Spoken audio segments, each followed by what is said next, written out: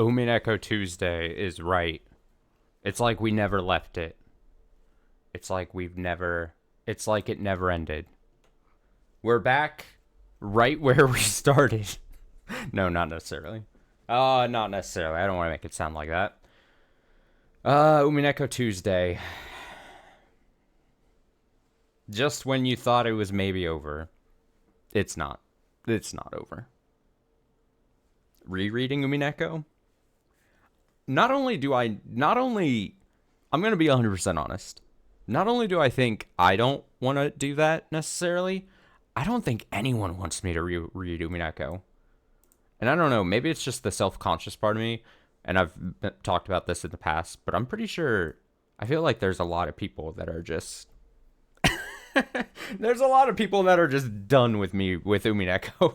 In regards to Umineko, I think there are people that are just done with me. Did I read the awesome that you had linked the other night? I did. Yes, I read that. I don't think it was that night, but I kept the tab open. I think I read it Sunday morning. It was interesting, and it's funny because that Tumblr account, I'd run into that account with some other independent looking up of things, I think, in the past. Yeah, I'm pretty sure I'd run into other things and had read other pieces from that blog previously. So I was like, the title of it sounded familiar when I first pulled up the link. It was good, though. It was a good read. Welcome to the stream. It's Tuesday night. Back onto our, now that vacation's basically over for me, back on the regular schedule, it seems. I hope everyone's doing well.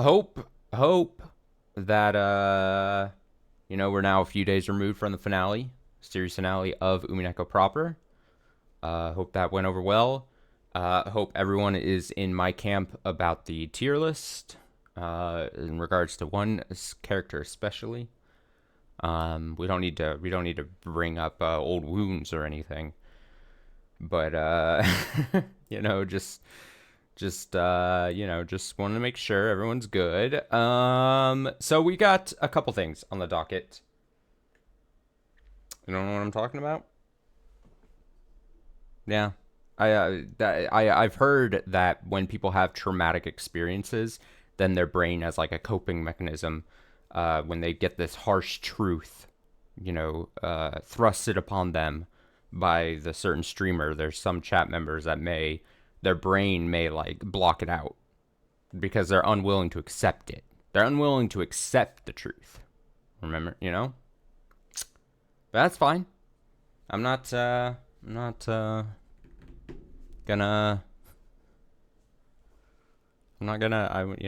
it's fine. It's fine. So this is the first of what I'm calling the supplemental Umineko streams here. I'd given at the end of last stream what the kind of orders, what we're gonna do. First thing we're gonna touch is tonight, for sure, we should be able to finish it. Unless something goes horribly wrong. It's not that long, I don't think. Confession of the Golden Witch. Now, assuming my research is correct, Confession of the Golden Witch is something that took place, I think, in between episode 7 and episode 8, in theory. And it was a manga exclusive section, chapter, whatever you want to call it. This, in turn, if I wanted to take part in it, there was several ways I could have. I'm opting, for the sake of consistency, even though it's probably going to be viewed as the least optimal way of looking at it, I opted to download a fan-made, from what I can tell, visual novel translation of the manga chapter, so that I'm not just reading off manga pages, like a video of that. Again, I understand why probably the optimal thing would be reading from the manga, especially with certain visuals, but again, I weighed all the options. For the sake of consistency, I'm going to go with this visual novel route of me piloting this visual novel. I checked it out just barely just to see it worked when I downloaded it. I needed to make sure. So I did. If you see like a save slot or something, before I open it up here, This was a while ago. But if you see a save slot or something, or it, I don't know, makes mention that I've opened up the game before, it was just to make sure it worked. Because I didn't, not that I didn't 100% trust it or necessarily anything, but I just wanted to make sure it was going to work on stream. So, we're going to do that. Confession of a Golden Witch. I've talked about previously about how some people not pleased with Confession of the Golden Witch as a thing that exists. If that's you, more power to you. Go away. I don't know. That sounds harsh. I don't mean it to sound harsh. I'm just, like, I get the argument. Then don't partake in this. You know, that's basically what I can say.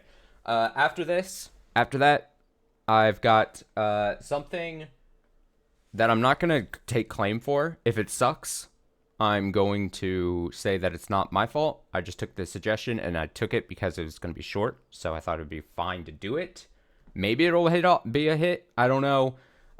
Some kind of meme thing. Also, that's as much as I'll say there.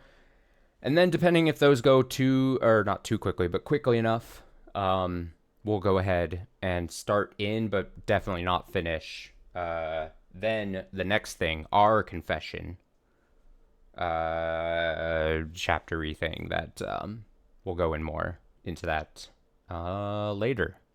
That's another from Saku, I think. Maybe saying it wrong. I don't know. A different release of Umineko, other than the visual novel thing I've played. There's a certain section. That would be, we'll start in on that. Like I said, I don't mind starting in on it, but we're definitely probably not going to finish it because it's, I think, long. Let me see. I opened the tab just in case. I'm looking. Yeah, I doubt. Big doubt on my part. All right, mind your ears.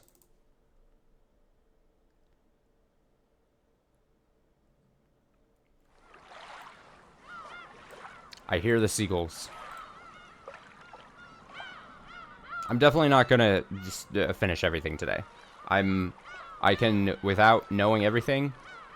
Okay, so the way I know that that's not gonna happen is because the Saku release stuff of our confession and last note, those are both, like, again, I have the tab pulled up here. Those are multi-hour things, and those are videos that I'm just going to be playing and reading and watching. There is no way in hell we're going to finish those, so, those are going to be most likely, we're going to finish those hopefully Saturday stream. That's the plan.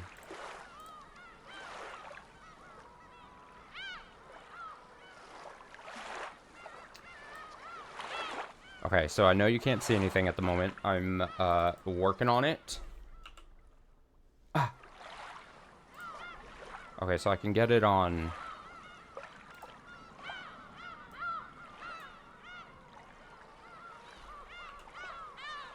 Well, that's a bummer. You know what I'm gonna do? We're gonna do this old school. One sec.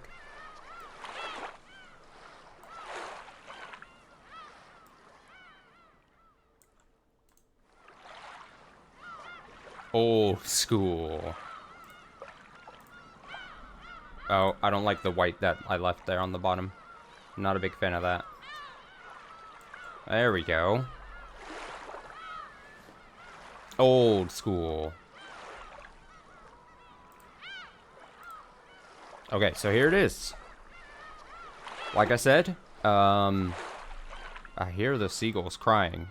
They're chirping up a storm.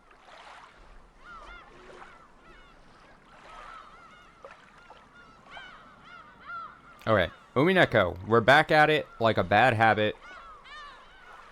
It's as if it's never left. Sorry, I'm straightening up some things here. My preferences are going to be different, aren't they? That's fine. Uh-oh. Where did my menu go?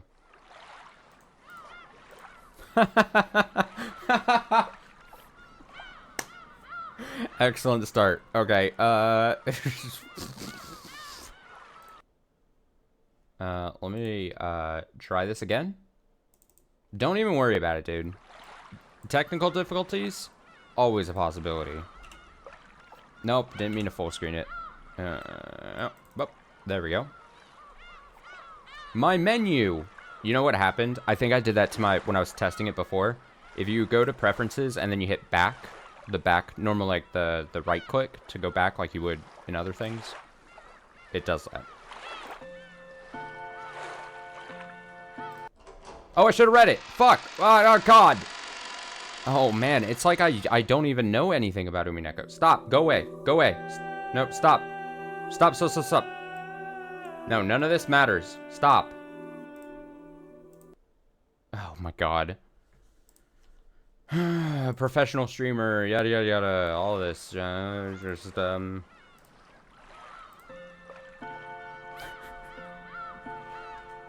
This is...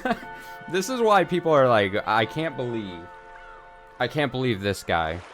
This fucking guy. Alright, third time's a charm. Confession of the Golden Witch. Good morning. This is not a game or a challenge, but a simple answer sheet. In truth, it was my desire for this tale to remain uncovered, but the difficulty level is low. After all, no more questions are being asked.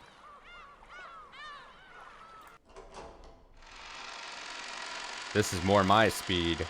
My simple brain loves that.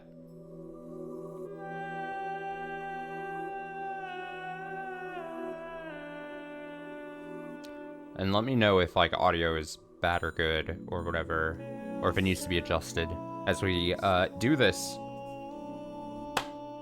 Clap. So, like I said, from what I understand, this takes place in between chapters 7 and 8 of what we read in the visual novel. It's like in that nebulous zone. So, revert your brain if you must. Angie chose to ignore Erica as she made tea. Oh, also, because you know, it's gonna bug me, but like, obviously the text looks a little different, the font's different. We'll have to deal with it.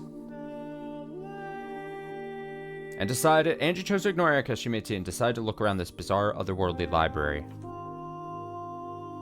Oh, also, let me try one more time. Oh, I can't. Nope, we're gonna have to click. So manual. Her eyes were drawn to a large shelf laden with bottles. These are... Oh. The other thing, if it's not now very apparent... And maybe this will make it so we go faster. There are no voices, because this is, again, a manga adaptation. No voices, unless someone was to go on top of this and do some voice acting, which is clearly not the case. So you'll have to deal with me, but we're in a speed read here. These are wine bottles? Question mark? That's the shelf of Beatrice's bottled messages, as well as all their fakes. Submit an application to voice. just like how I'm pretty sure a lot of people are over me with Umineko, I'm pretty sure a lot of people are both over me with my pronunciations of names and shit, and also the slight voices I give characters. So, I'm gonna opt not to submit. I'll take it. No comments, nice. That's the shelf of Beatrice's bottle messages, as well as all of their fakes. I see. In other words, there's like a fly that's bothering me, Jesus. In other words, that means all the titles I don't recognize are either undiscovered bottles or fakes. Huh? Red paper?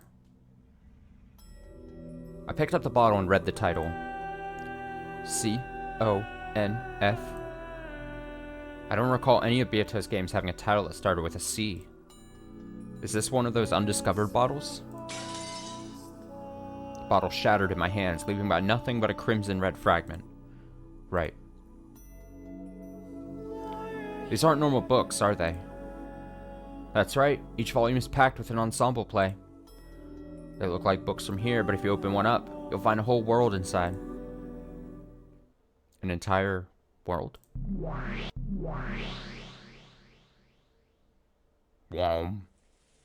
Oh, did I wake you up? No, I slept well. I feel refreshed now. You've been pretty hooked by that computer lately, Ikiko-san. Did you find an interesting article or something? It may be juvenile, but I admit I find it interesting. Say, Toya, what motives do you think could drive a person to kill another? Is she planning a new idea for a novel? Status, honor, money, revenge. Things like that, I suppose. In the world of mystery novels, that may be so. But in the real world, spontaneous murders that arise from simple arguments and odd, unsettling feelings in the air are far more likely. According to psychology, men often kill to uphold status or to make a lover eternally theirs. Women kill to escape those who keep them trapped in place. Many indiscriminate killers have a death wish and commit murders to make themselves irredeemable and worthy of death so that they can finally bring an end to their own lives. Are you thinking of a story where the motive is the main purpose of the mystery? Hee hee. Just so interesting. This Rokenjima incident. Rokenjima? I told you about the Rokenjima mystery a few days ago, remember? It's been really huge on the net lately. The discussions, theories, and even the forgeries have been quite entertaining. Forgeries are stories all based on the premise that yet another message bottle signed by Ishimiya and Maria existed and drifted to one of the nearby islands. Here's one, the other day. Found it on the beach where I discovered you, and I was hoping we could read it together. This one is less of a forgery, and more like a message bottle version of And Then There Were None. Contents are simply fascinating. Maybe there is actually a dedicated forger nearby, or maybe it's a message bottle from the real killer. Ikiko kept showing off her knowledge of the subject. However, a huge bell was clanging inside my head. The noise was so great that I thought my head would split open. Unable to tell what was the floor and what was the ceiling, I crumpled and clutched at my head. Toya, are you okay? My head hurts. No good. My head's getting split open. Incomprehensible scenes pierce my eyelids from the inside, like blades of light. Stop! Confession of a little witch. Oh, one thing I've done since the finale stream before. I watched all the death scenes from the Umineko anime. Because now that we finished Umineko, I'm like, oh, I don't have to worry about potentially running into necessarily like an Umineko spoiler. And boy, that anime sure is, what's the word I'm looking for?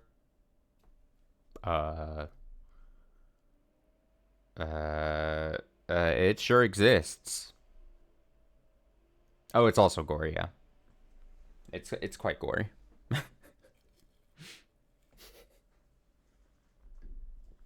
But also just by watching that like supercut of all the death scenes, I also was like, man, I was flirting with the idea of watching the anime just out of pure curiosity. And then I was like, you know what? I don't have to do that. I don't need to. We don't need to do it. Unneeded. I pray that this bottled letter never reaches another person's sight. If you are reading this, deliver unto me the punishment I deserve. This island is under a curse. It is an island of many irredeemable souls, corpses, and sins. Rokenjima. The Witch's Island. And in accordance with that witch's name, my life, too, is under a curse.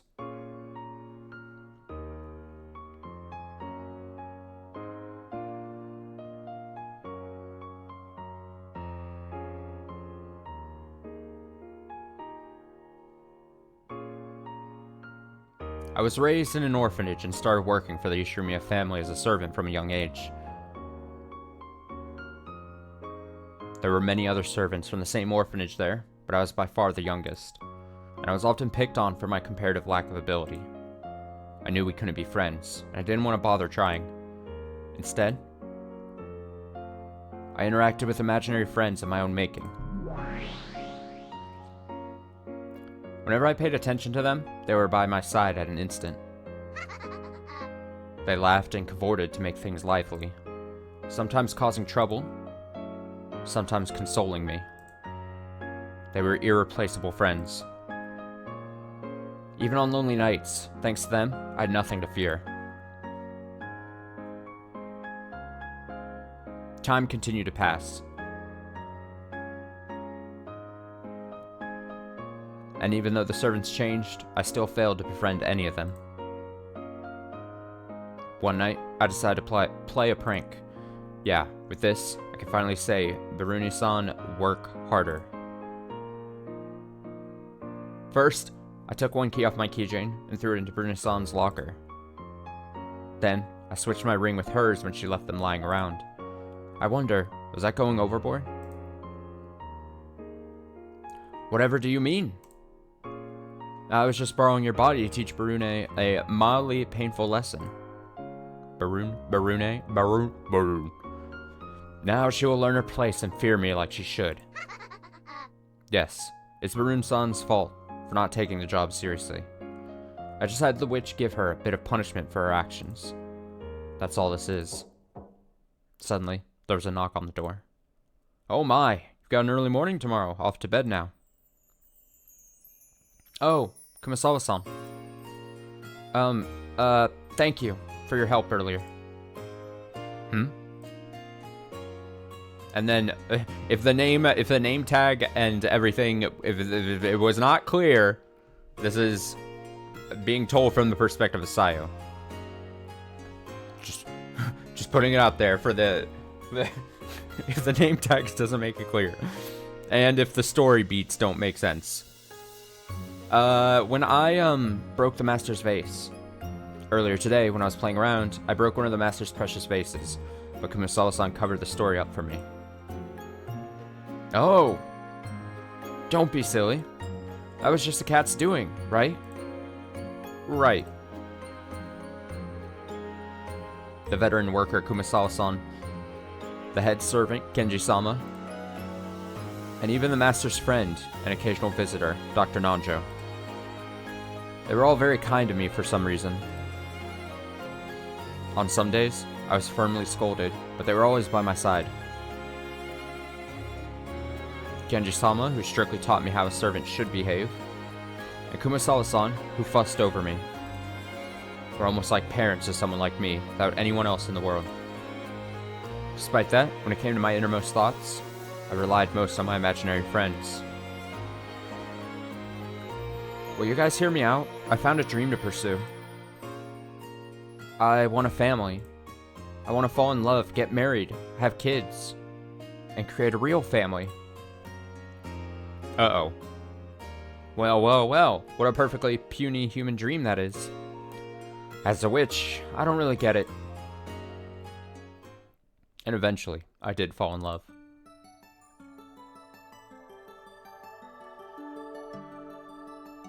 There's the guy. Hey, long time no see.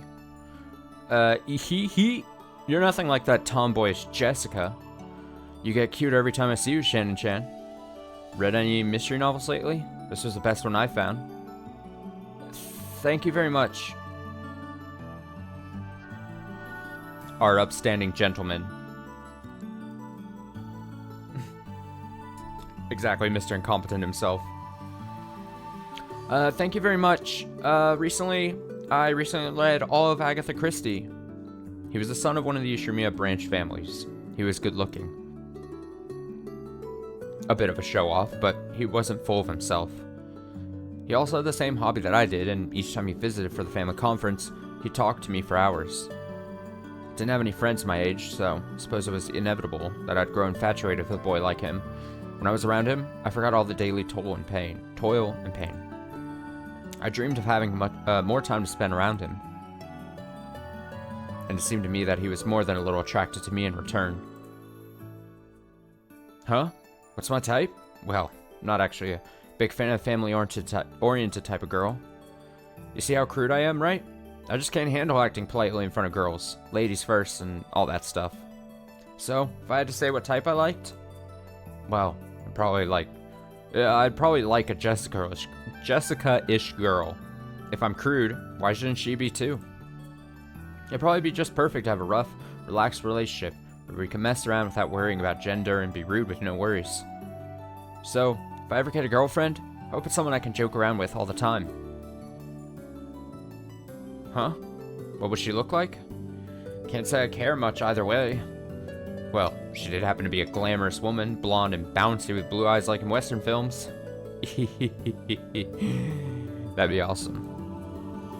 I'd love to rub those boobs. Wahahaha! You know, the day comes that you give up your job and service, then come be with me. When that day comes, I'll ride up on a white horse to get you. I felt my heart explode. Does that mean you'll be my Prince Charming on a white horse? You'll come and spirit me away from this island? Oh, how happy I could be if I lived with you. I wish I could be your wife. If I were with you, I know that my dream would come true. I'll do my best to become the ideal girl you envision, as I wait for that day you come to take me away. I'll wait forever. We made a promise to meet again in the same spot 1 year later, and parted ways. When we met again, we'd know for sure if it was meant to be.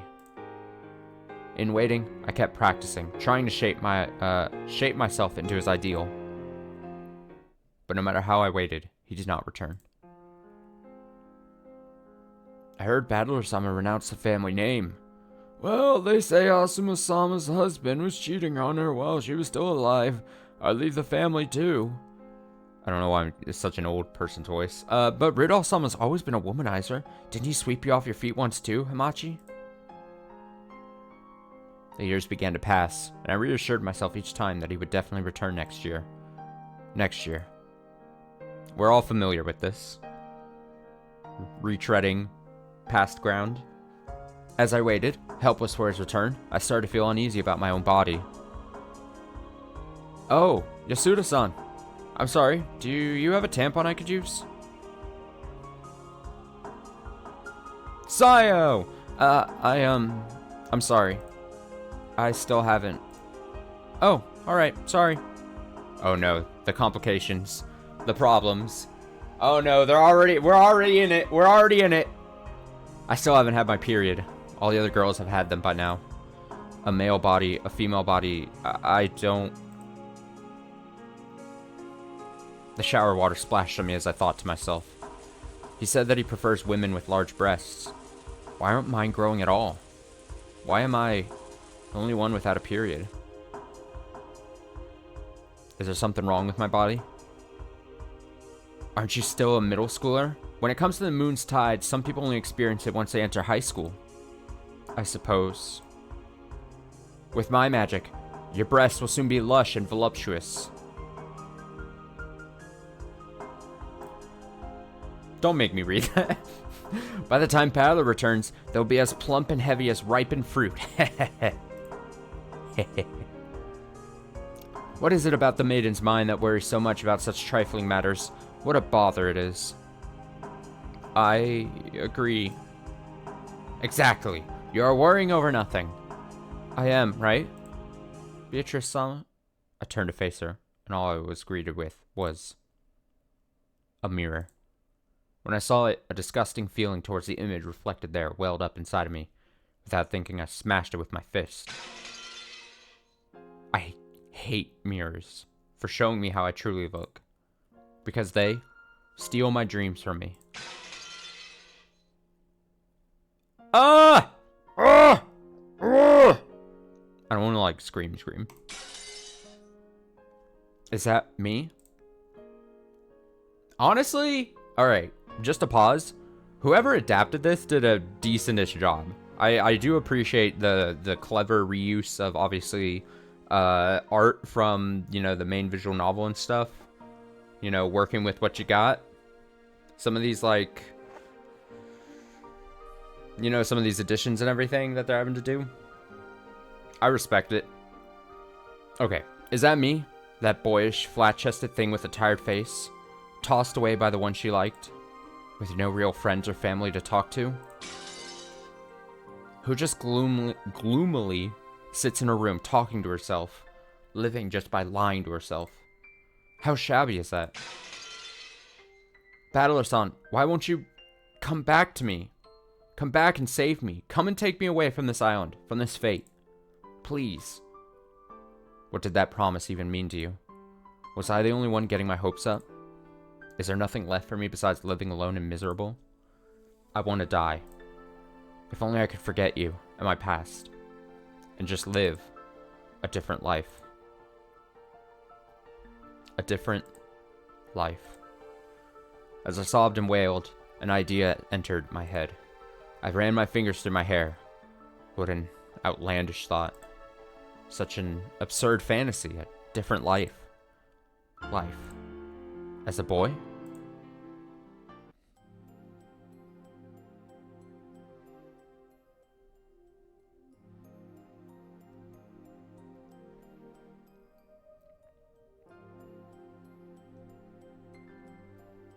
Genji, saying, "This is Canon, our newest servant here at the mansion. I expect you to treat him well, everyone."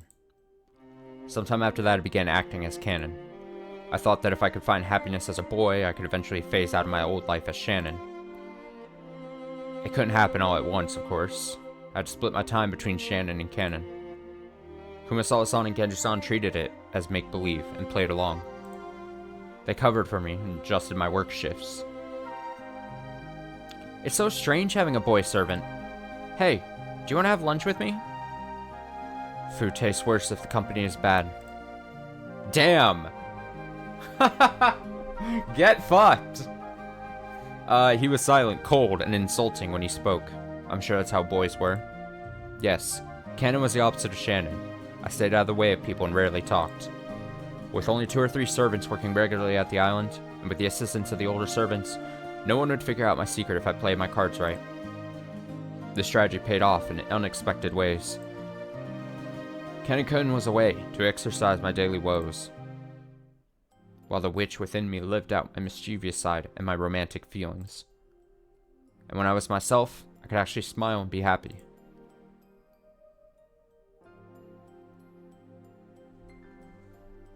Doo-doo. I don't think we're done.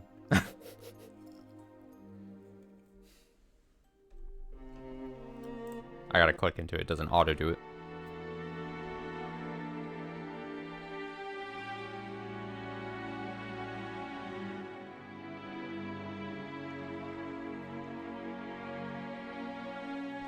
Time passed once more until, I believe it was when I was serving the master his meal.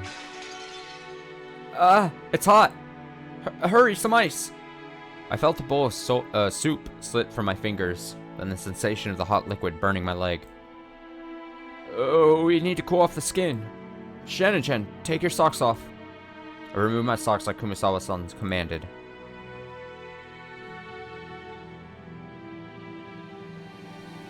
Exclamation point! In the moment, I would have had no way to know. But definitely when I took off my socks, on my foot, he must have spotted. He's going to yell at me. Master, I must ask to borrow your washroom. Very well. Kumasawa-san and I left for the washroom. I apologize for that unsightly display. Shall have another dish brought at once. Genji, you? Surely not. No, never mind.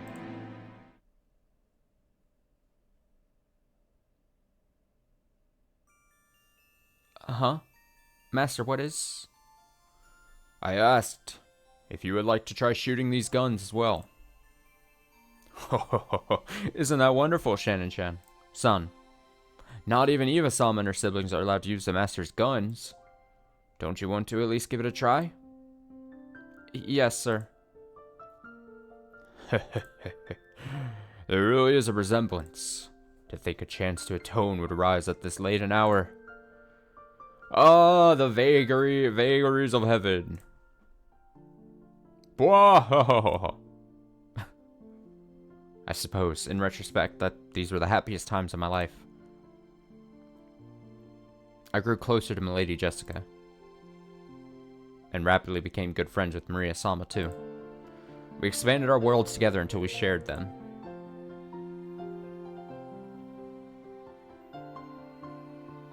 and orchestrated our very own world just for the two of us. And then, I found a new love. Initially, it was a way to finally forget about my first love. And I did feel guilty that I was simply trying to replace someone else with him. The ultimate rebound. George. But my time with him was so gentle and kind. And I loved that he treated me like a girl. Best of all, when he spoke of his ideal family, it overlapped with my own ideal.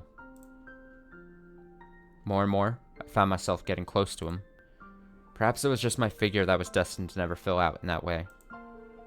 But even if it took a while, I was sure I could eventually bear children.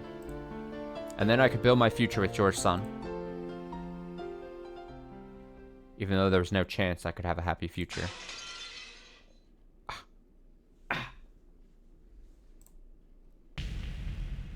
November 29th, 1984.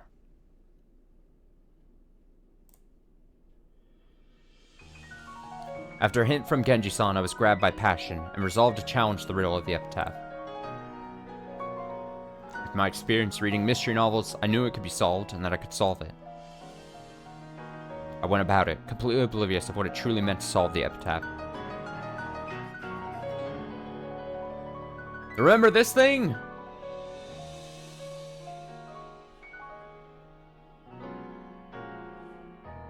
Peak riddle solving. Oh, the memories are flooding back to me. And in the end, it was nothing but me prying open the Pandora's box of my fate.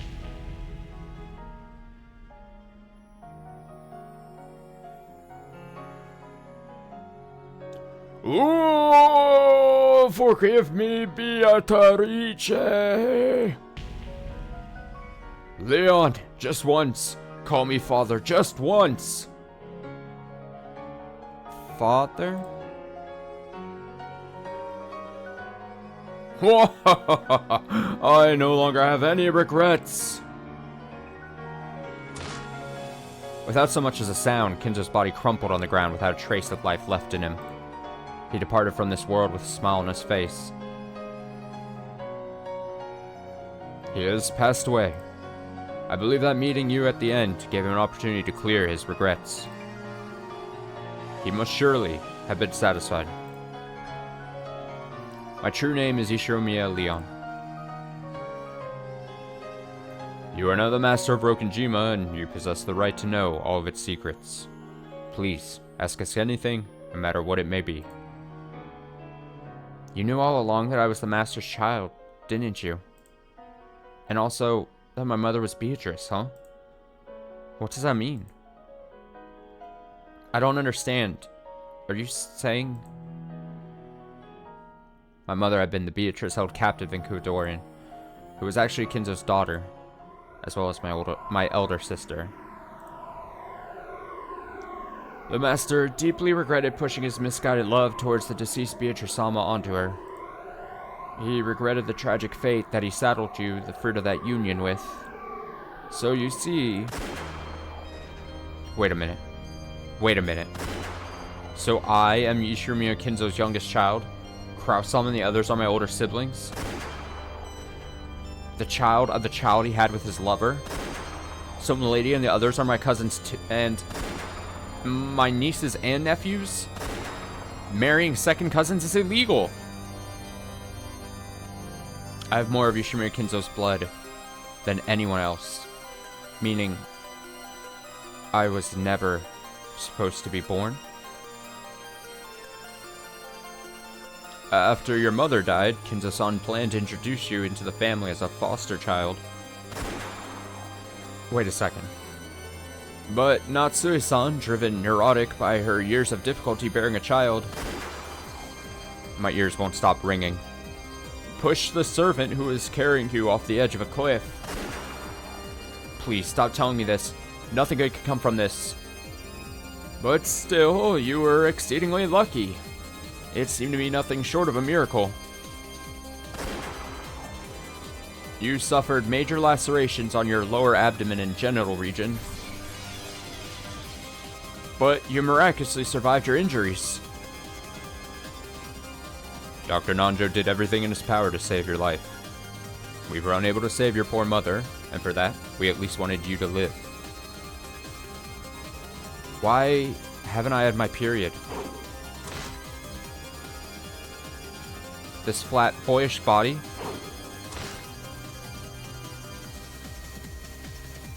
We hope that even if you could not bear children, you would still be able to live a happy life. A lie. It's a lie. This has to be a lie. I'm just Yasuda Sayo, an orphan. I'm not this Leon you speak of. You have the wrong person. It's not me. It can't be me. No, you are indeed Leon-sama. Can you prove that? Do you have proof that I am Leon? Yes. On your foot is a scar left from an operation to treat your polydactyl.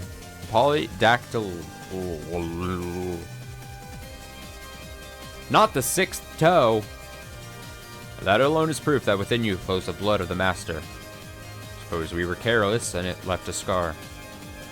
No, but that's... Why? Why did you save me? Why did voices kick in? Why didn't you let me die? Oh, okay. Because it's from the scene. That makes sense. Because of that terrible injury, I've been forced to live in a body like this. I mean, not to sound critical or anything, but it's just very jarring to have the voice cut in for like one little moment. But I digress. I never wanted to live in a body like this. This body that isn't even capable of love.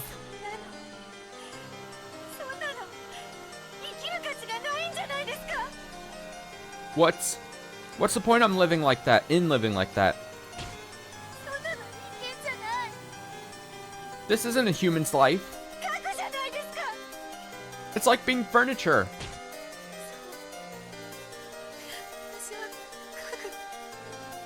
That's right. I'm furniture. Furniture.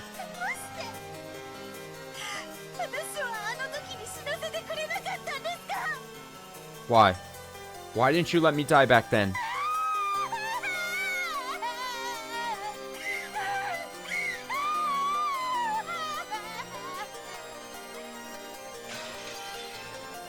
It's a lie that I can't have children. It's a lie that I'm a bastard. It's a lie that I'm related to you.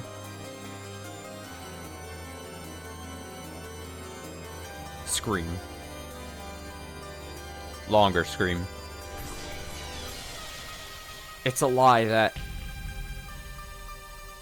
I can't be happy with the person I love. Surely from the very moment I was born, I was never given a chance for a happy life.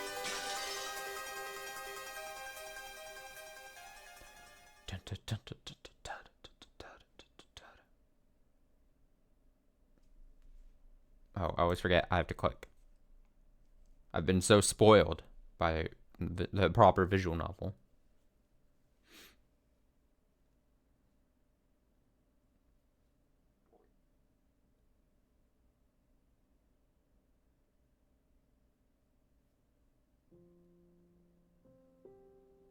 After the study, I returned to the gold room.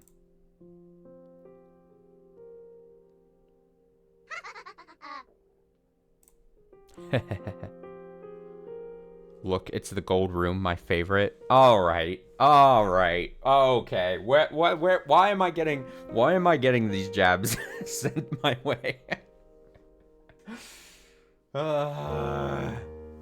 I'm always, you might be thinking I'm joking when I say this. I will never forget that. I will never forget that riddle.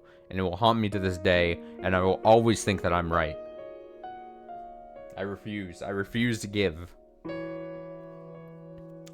Happiness can never come to a human being charmed by a witch. Didn't you know that? Furniture? Your tears are my pre-dinner aperitif. Your romantic anguish a glorious hors d'oeuvre. Hors d'oeuvres. Begone, foul witch. Kenan chivalrously stood between the witch and I, and turned to speak to me. Nissan, we are furniture. Humans and furniture cannot fall in love. You need to tell George Sam as much. You mustn't try to get closer to anyone. As furniture, you have a furniture's life to uphold. Kenan-kun. The noise of the bell cut through the silence, briefly dispelling my internal conflict. Right. Work. It's time for my shift.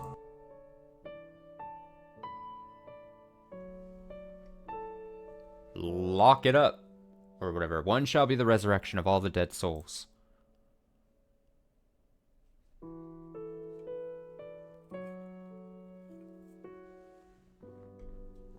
One shall be the resurrection of the love that was lost. One shall be put to the witch, or put the witch to sleep for all time. It's so simple. Just by returning the mechanisms to how they were, I can just hide the gold I found. She shall bestow 4 treasures. What a joke. I gained that gold, but I lost everything else.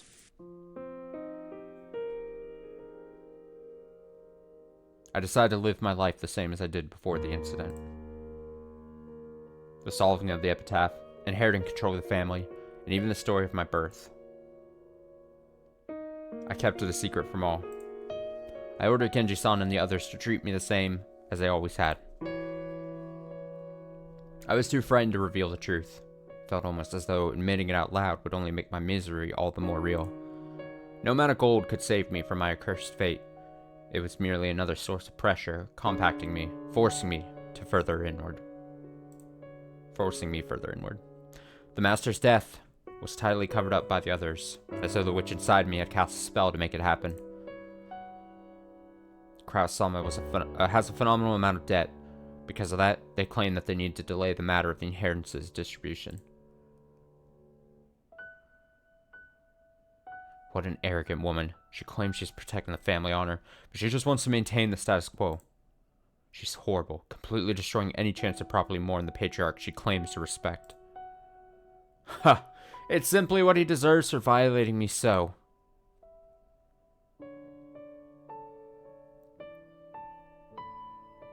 Natsui-san pushed you over that cliff, right? The days continued as they had done, even though my view of the world had been turned upside down on that day. Is it just me? Or has the smell around Gramps' study been extra weird lately? I wonder what he's researching in there. Ugh. He seems even more withdrawn than usual lately. His mood is often foul, so it's probably for the best that you attempt not to visit him in his study. I'll have to ask Genji-san about checking the freezer and adding more preservative.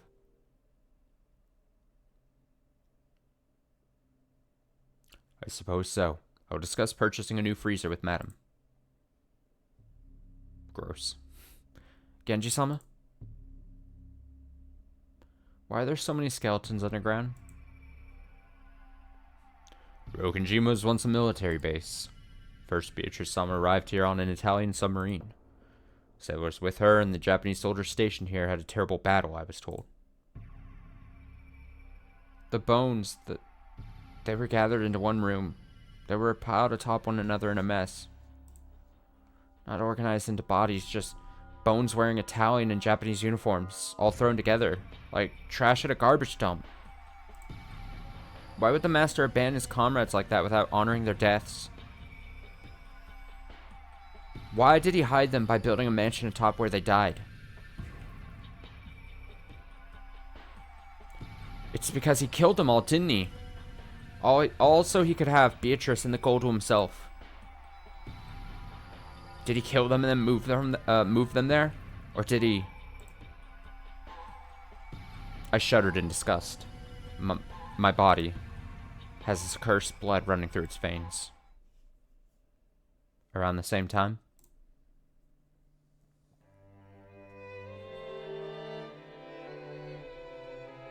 Yeah, that all makes sense. That all checks out for someone who's just convinced themselves. They don't want to be confrontational.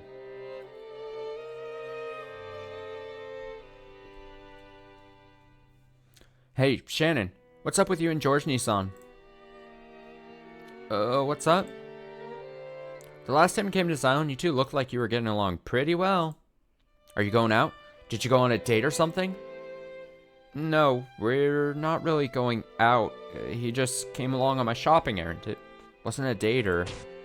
Ah, shut the hell up. That's totally a date. And you're going to say you two aren't going out. He's your boyfriend, right? Admit it. You're his girlfriend. It's nothing as serious as boyfriend and girlfriend. Really? No skipping ahead then. We have to get boyfriends at the same time. Jessica flopped onto her bed and began to toss and turn.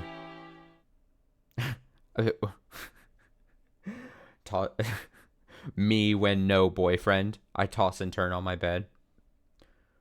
Say, Shannon? Yes? You know how there's that servant boy? Kanekun?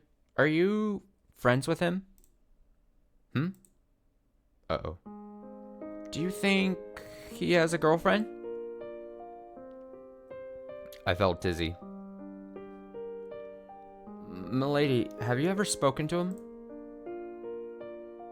At the delight of hearing of someone's attraction to me. Only a little, but it always seems like he's never willing to give me the time of day. That canon, the amalgamation of all my ugliness, the representation of my life as a boy and new possibilities, would actually be the target of someone's affections?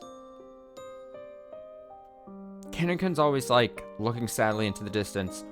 It makes me wonder about him. It just goes to show, Jessica really, really into that whole either desperate or just really into those cold boys. those emotionally distant boys. Exactly. How could she resist?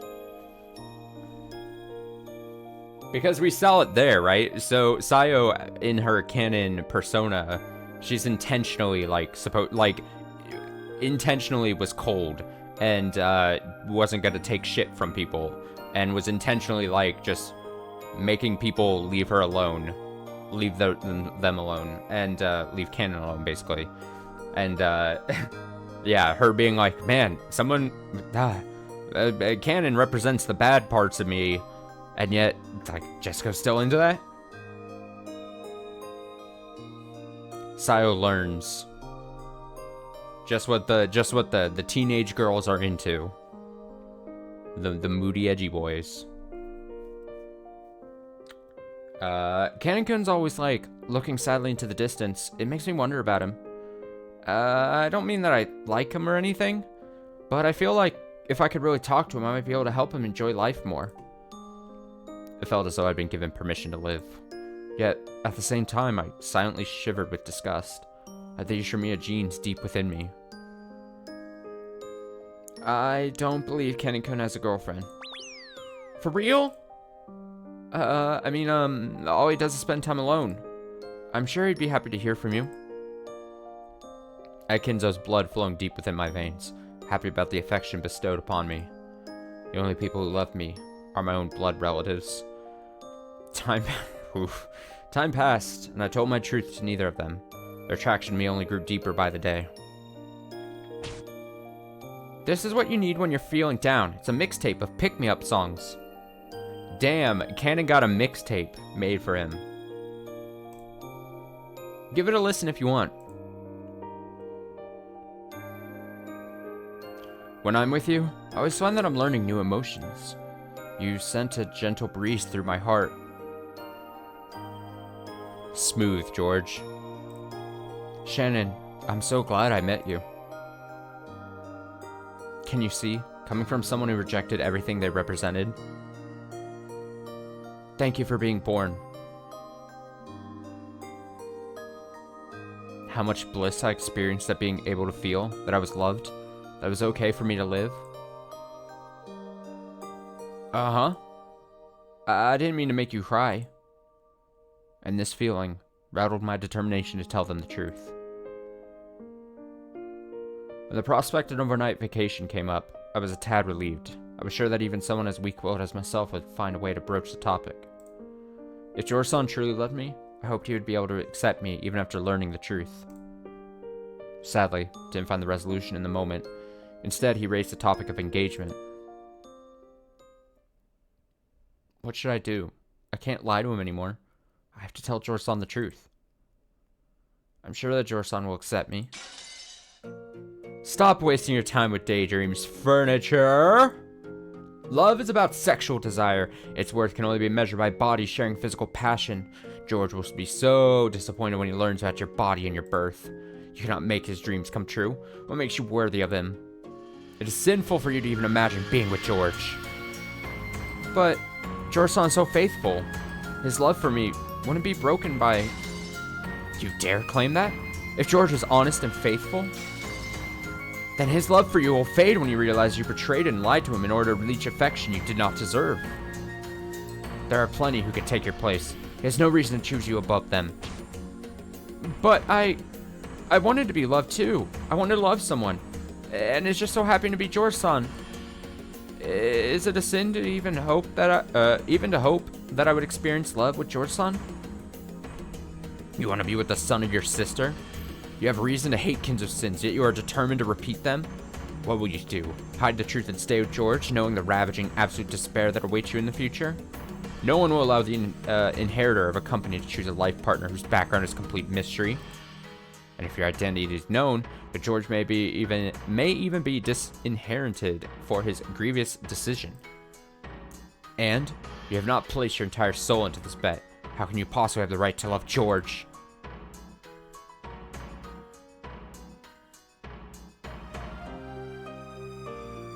I don't know what happened to that text. Oh.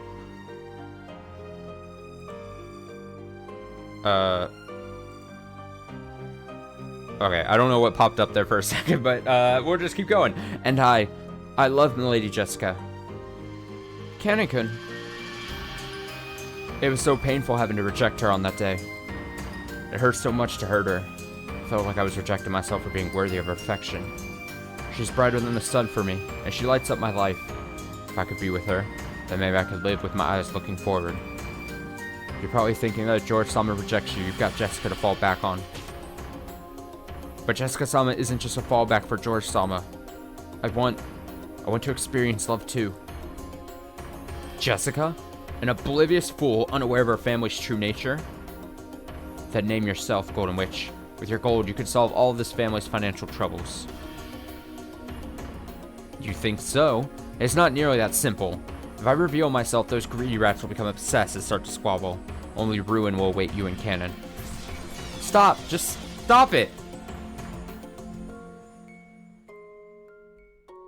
It's the cursed Ishimiya blood that has trapped you here. Your blood, and you yourself. If you do not choose, you will never escape your suffering. Choose? How am I meant to choose when suffering is a consequence of any of my choices?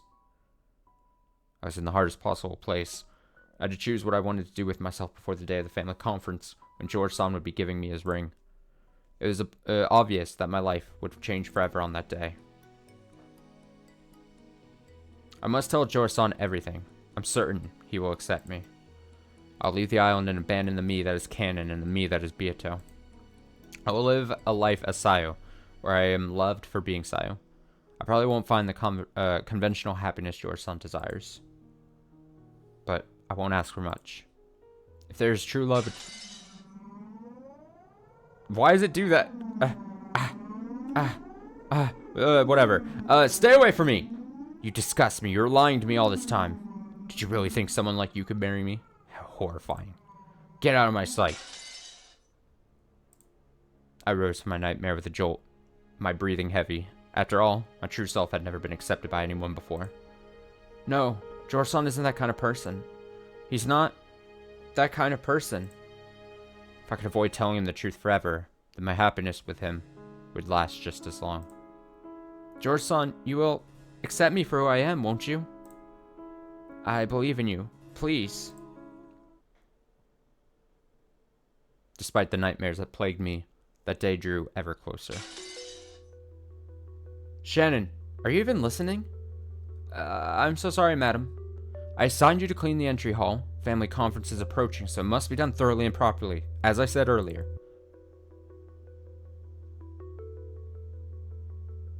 Battler-kun will be attending the family conference for the first time in 6 years. Begin your preparations at once. As I cleaned the hall, my emotions from 6 years ago welled back up inside me. Inside you, there are two Shannons. Baby. Oh, it's baby Shannon. Oh, okay. See, she's clearly shorter. Battler-san's coming back. He didn't forget his promise after all. Battler-san's coming back. He's coming to get me at last. When life is hardest for me, he's going to show up and save me from the hell of my fate. And this time, I'll be Battler-san's wife for good. I love Battler-san more than anyone else in the world. Please go away. You were my first love. I parted ways with you. Battler-san isn't coming back for me now. He never so much as sent me a letter. There's no way he remembers a childish promise like that. You doubt Battler-san? Even though you love him? The only person on my mind now is George-san. Liar. I can hear us howling in pain. What use is there in trying to hide it? Oh, fuck. I hit both buttons on accident. You awaited Battler's return the longest, and now you rejoice more than any other.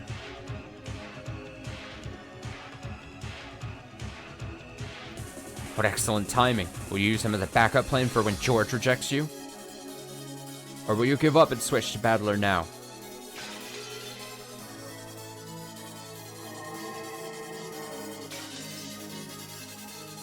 Ah, yes, I nearly forgot. Regardless of your choice, you're the owner of a ruined body, unable to love another.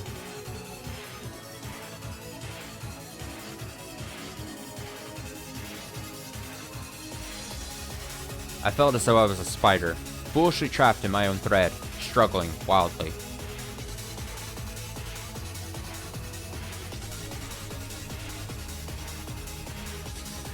I was always thriving and twisting, attempting to escape my fate.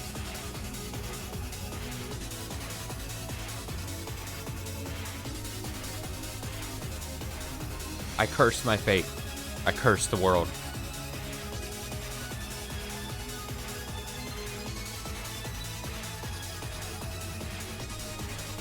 When my inescapable fate had finally tangled me so tightly, I felt fit to suffocate. I realized I was the one creating those threads in the first place.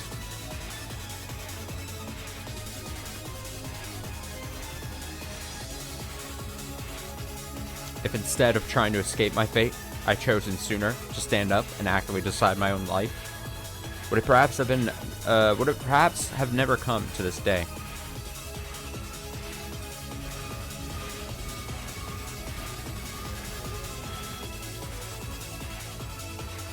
But I no longer had the strength to struggle directly against my fate. I hate this. I can't. I just want to be at rest. I don't want to live in this body anymore. If only I can make it so that it all never happens. Oh, how good that would be. If I could live in a world without troubles, where I could just laugh with the people I love, how good would that be? This is all because of this body of mine. I cannot go anywhere. I cannot be happy. If only I could be free from this cage of flesh I inhabit. And my soul could be reunited with everyone else's. But it's so simple, for I am now Beatrice, the master of Rokenjima.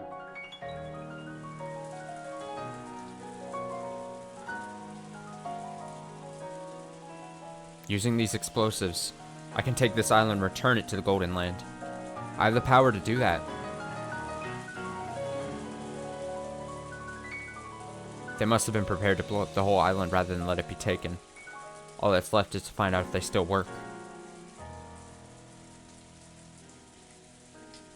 I will carry it out on the day of the family conference.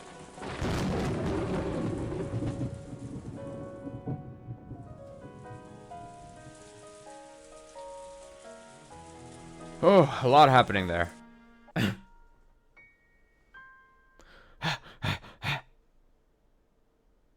I don't have my normal breaks in having to read stuff, so I have to, like, non-stop reading. Dr. Nanjo, Kumasawa-san, as a family head, I have a request to make of you. We would do anything for you, dear. We don't need any gold. For as much as you have suffered in life, we only want you to be happy. Oh? A pretend murder? Oh, that was Nanjo. Of course we will play along. Genji-san, you're my faithful furniture, are you not? Indeed. And you will carry out any order I give you? As family head, I can do whatever I want with the island and the people on it. You can. Even if I said I wanted to commit suicide with the rest of the family?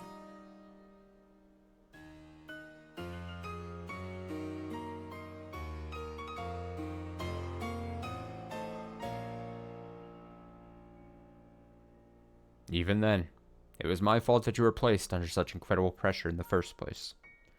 I, Genji, will serve you until the very end.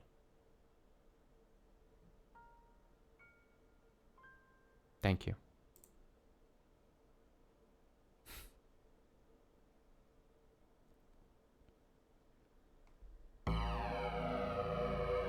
Rule X/10. Different accomplices each time.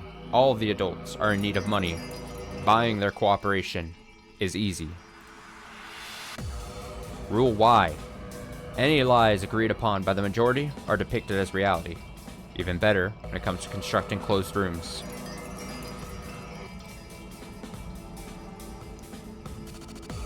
Those who see golden butterflies are either on the culprit side or dead. Those who have not been bought off will not see butterflies until 30 minutes before their death. From that point, I wrote murder plans as though I had gone insane. What would be the best future? What would the best future be? What kind of ending would satisfy me most? So I'm adjusting something there. I wrote infinite stories of October 4th and 5th, embellished with magic and fantasy. I was used to imaginary roleplay. I wasn't just drawing up a criminal plan. It felt like parallel worlds of the hypothetical crime. It felt like my soul was leaving my body and experiencing those worlds as I devised them. Die. Die. Die. Die. The act of indefinitely killing my relatives began to give me a dark sense of satisfaction. Die. Die. Die. Ishirmir Kinzo, the source of this chain of misery, this accursed blood and all sin. You do not have the right to sleep in peace. I suppose it would be your desire to assist Beatrice even after your death. Die. Everyone who inherited the chain of misery from you ought to die. Kraus, chained by his hatred of violence toward his siblings. Natsui, who cast my fate into madness. Die. Eva and Hideyoshi, who resisted my future with George. Die. Rudolph and Kairi, the reason that Battle-san did not return. Die. Rosa, who abused Maria-sama. Die. Genji, Kumasawa, and Nanjo, Kinzo's accomplices who indirectly allowed this to happen. Die. Goda, who attempted to work with Natsui for his own selfish greed. Die. All of them. All of them. Let all the Ishirmiya name and those who align with them be brought to an end. They made their sinful livings preying on others, cheating them out of money. It was only a matter of time until their downfall. Once one family lost their footing, they would dredge up the others' past crimes, bringing them all down together. Even if they lived through the 1986 family conference, there's no happy future for them. This family is born from Kinzo's sins and his accursed gold. That is their fate, and karma will do its work. No flowers can bloom from rotted roots. So come and die together with me. Then none of us will have to suffer anymore. The scenario? Sacrificial murders carried out by a witch. The truth, a planned suicide of the entire family. The gold ingots, as well as cash cards and PIN numbers for bank accounts with the liquidated gold, should make it very easy to manipulate the adults. Kraus and Natsui have many problems. They'll be willing pawns. I can hide my identity, let them see the gold, and threaten that I'll reveal their cover-up of Kinzo's death or kill Jessica. But Natsui is quick-tempered and might give it away. She might not make a good accomplice. It might be more enjoyable to keep her in the dark and watch her freak out instead. Even Hideyoshi will be easy to buy off too, if I use George as bait. They're both easy to read, soft on their immediate family, but quick to leave the others to the wayside. They're almost perfect pawns for my scheme.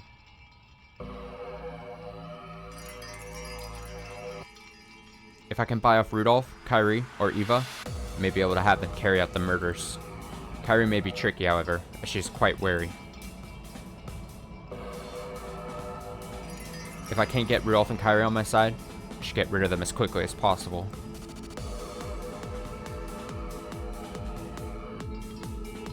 I'm not sure if Maria's life will convince Rosa to bargain, but the gold will surely soften her up. And a petty villain like Goda should be easily bribed and made into a valuable member of the secret agreement. The one with the most value as a pawn is Maria. She adores the witch, and will listen to anything I tell her. Taste the truth will lie in the words of a true believer like her.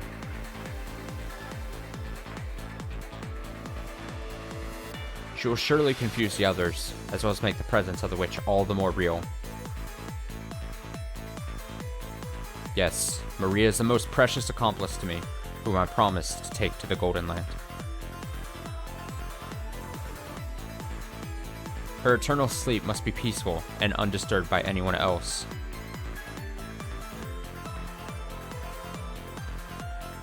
Genji, Nanjo, Kumasawa know that they owe me, and will be faithful agents to my cause.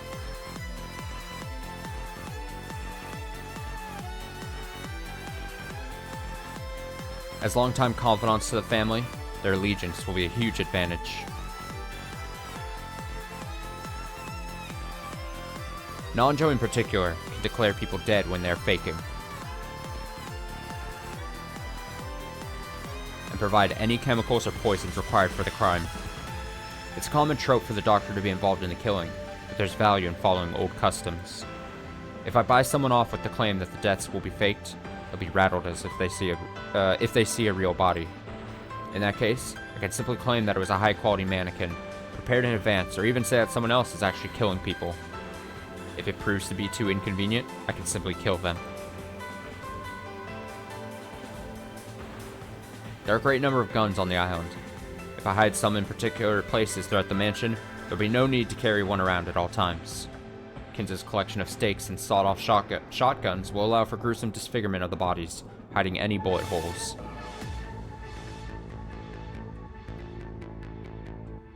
Remove the switchboard, and the phones won't work.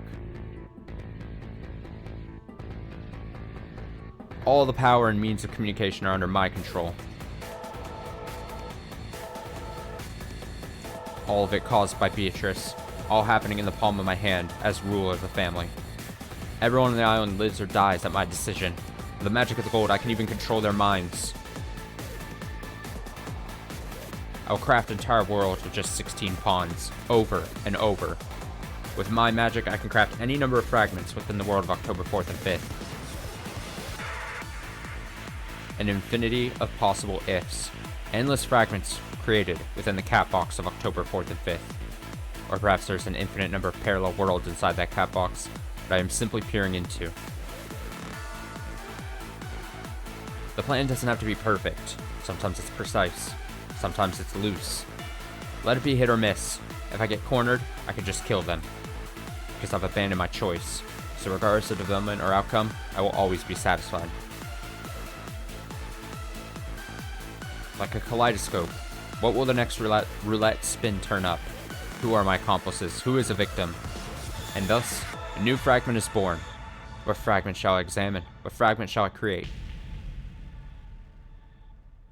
This is wonderful. My magic is unfathomable.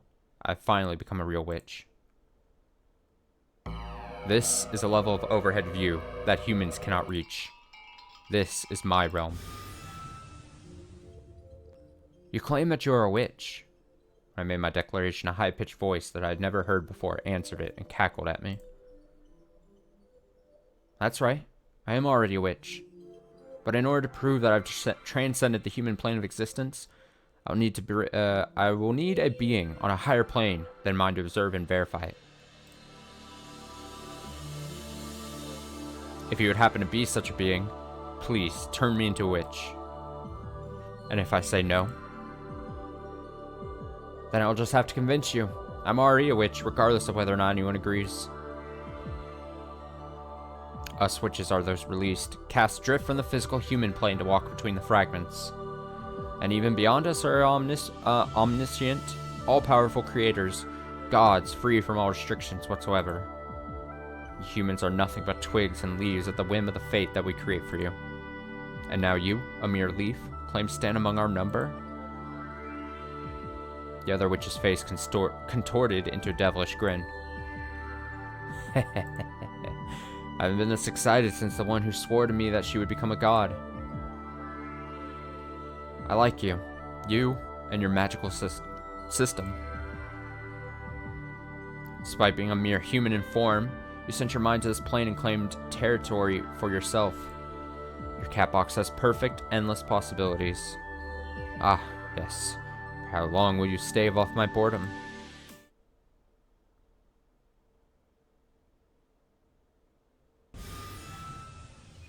Very well then, in the name of Lambda Delta, Witch of Certainty, I will accept you as a witch. As long as your absolute, certain world remains absolute, I'll be your eternal guardian and sponsor.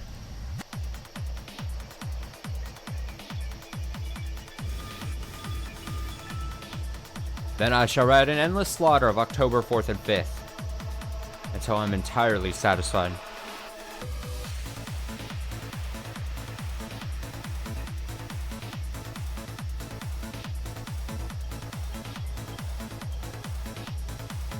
The deadline is midnight on October 5th.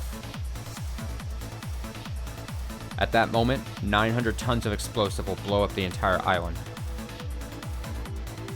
Now go ahead. And try to stop me.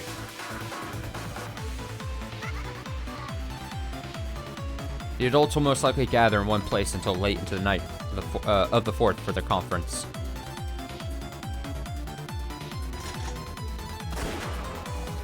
Killing them will be easy.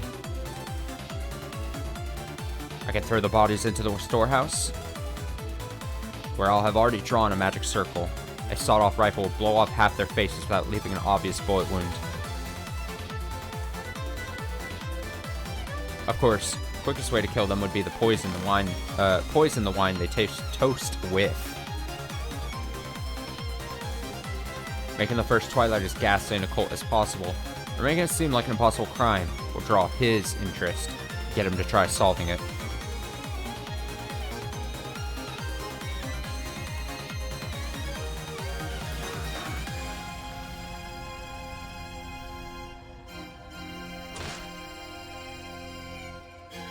Killing Shannon or Cannon early will make moving around much easier.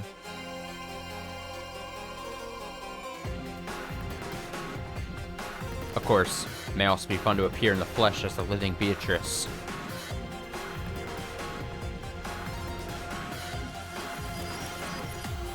I have the master keys of both Shannon and Cannon.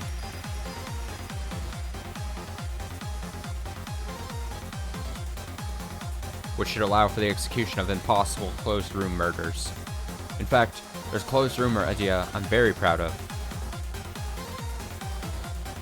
Starting from the second room, I'll lock each room with a body and a key to the room before it inside. I'll put the key to the 6th room in the first and leave the door unlocked. And then, I'll go into the 6th, lock it from the inside, and play dead. The point is to make the first room the farthest and most difficult room to find. The 6th will be easy to spot. In that room, Might make it easy to break the seal through a window from the outside, for example. The Discoverer will easily get into the 6th room through the broken window and find the key to the 5th, guiding them backwards from the actual loop. While that's happening, I can escape through the broken window, go into the 1st room, lock it from the inside, and play dead again. Nandra's cooperation will be vital, but it's worth trying out. Of course, I can also lock the door and commit suicide, thus sealing the room. That's a method I've read about in some book. Tying up the gun with wire and using the recoil of the shot to knock it behind the furniture and hide the weapon, that kind of thing. I could even leave a sacrificial stake nearby.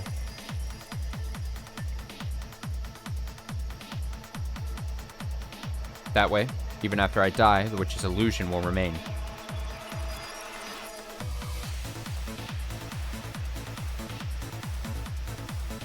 I could also put a false tag on a fake key and leave it in the room. Locking it from the outside with the real key would make them think it was a perfect closed room murder. No one apart from the other servants would be able to tell the difference. Ah! All these tricks I've come up with. Which of them should I test out? But I don't need to go through all these laborious methods when I have the golden magic spell of making stories.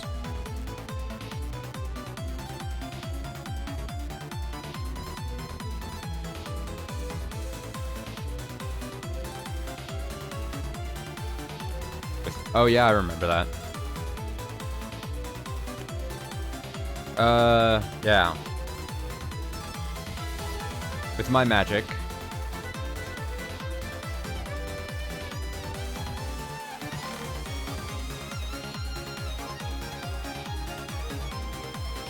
I can pull off any closed room trick.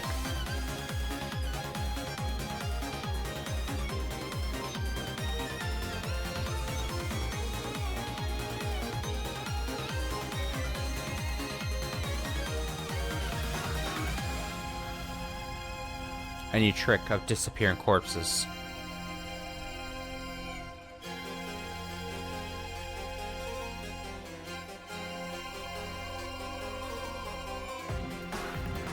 Any impossible crime.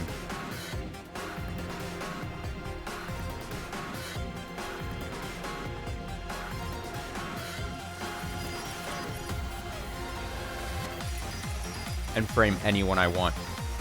What should come next? Orthodox mystery? Ghastly horror? How will my pawns carry out my moves? Should I carry out the plan myself without accomplices at times? Should I turn nearly all of them into accomplices in a fake murder plot? I could perhaps test them, to see if they are truly up to my expectations.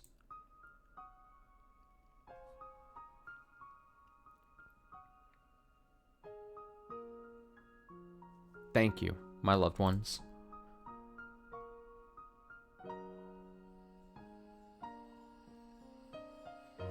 Thank you for loving me despite myself.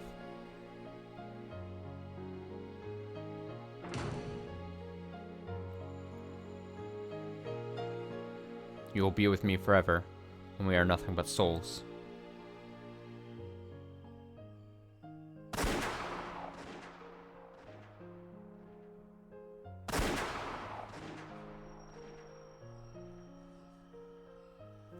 You would give up your lives for my sake, wouldn't you?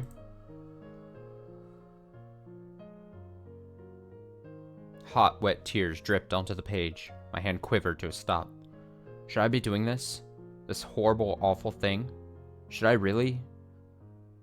Taking down those I love with me, along with their families? Is that what I want? Is this going to make anything right?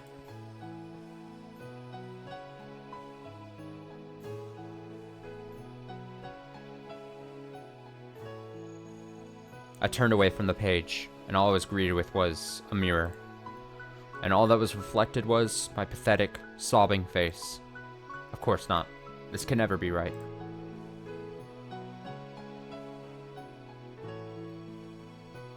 I want the people I love to live.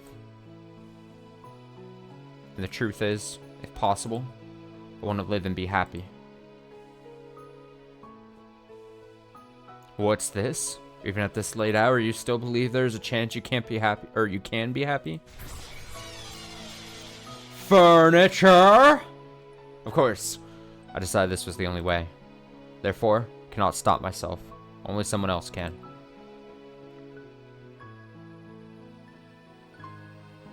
Rule Z. Someone, please stop me. I won't pray for absolute certainty. I want you to solve it. So I won't put too much pressure on you. Winning by killing everyone, or losing by having my mystery solved, are both outcomes I desire. Kinzo claimed that solving the epitaph would take a miracle.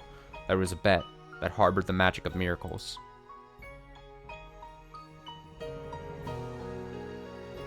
That someone would solve the epitaph and find this room and switch off the bomb, so we would survive. I decided to make that bet. If someone I loved solved the epitaph and took the headship from me, then I would submit to that miracle, erase my other loves, and dedicate myself wholly to that person. I would stop the murders and admit to my crimes. That way, no matter the outcome, I could accept it and work with it. That must be my punishment. And you'll solve it, won't you? You'll realize that I'm the culprit, and you'll stop me, won't you?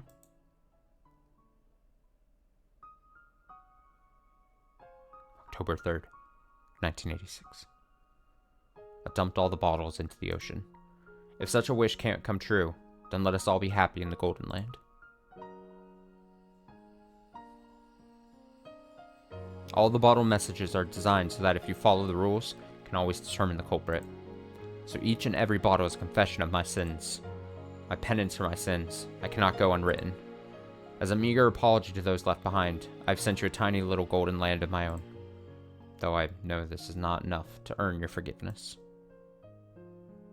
Once I have Maria-sama read out the invitation she learned by heart to the rest of the family, the night of slaughter will begin in earnest. Everything after that is up to the whims of the roulette wheel. By the time the clock rings midnight on October 5th, we will all be ushered into a world free of earthly suffering. I am the great witch of Rokenjima, Beatrice. Please, bring an end to this chain of accursed blood and misery.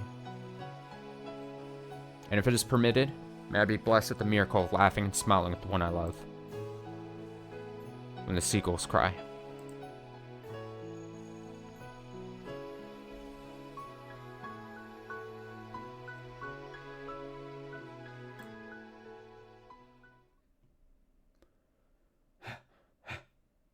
Afterward.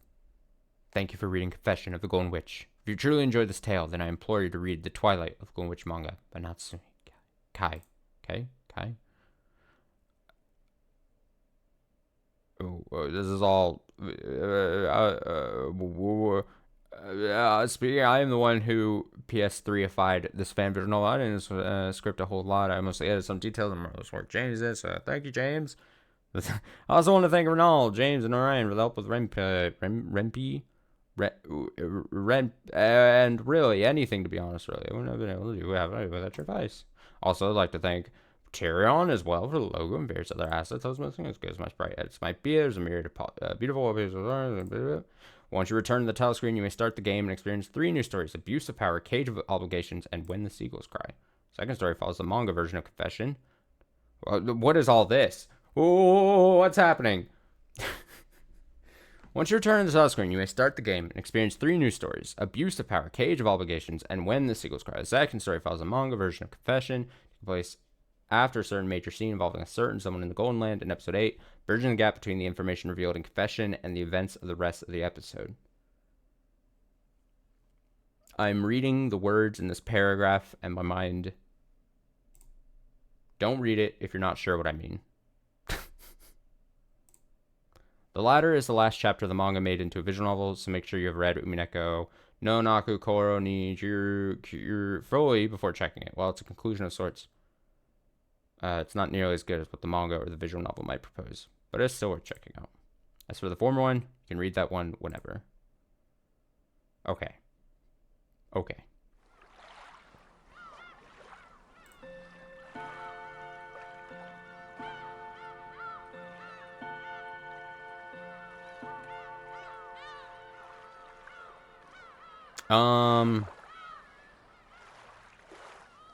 So what was all... I mean, we might as well, right? I just don't want to reread something we already technically saw. It said one of these was... Which one did it say was the one that was already technically what we read? One of these is an adaptation of the manga's final chapter, right? I don't know. I don't know what I read. We'll just go from the top. It's fine.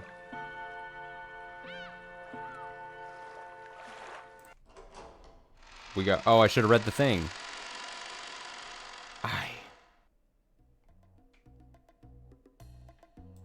Wait. Oh, I did the thing. Fuck.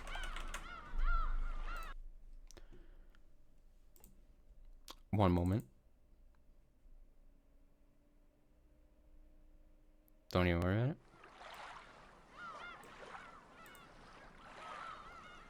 I mean... Okay, abuse of power. The thing is, I read this in my mind, but I'm trying to be such a professional. I'm reading it. I want to read it out loud, you know? Abuse of power. The Golden Witch's inner darkness. The difficulty level is quite skimpy. I'm so professional.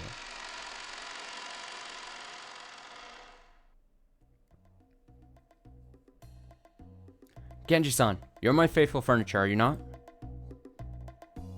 Indeed. And you'll carry out any order I give you? As family head, I can do whatever I want with the island and the people in it? You can. Even if I said I wanted the entire family to wear frills on their...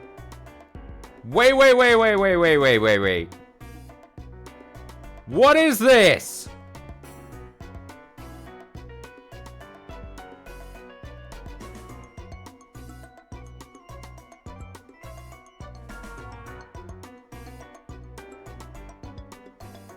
This is my face.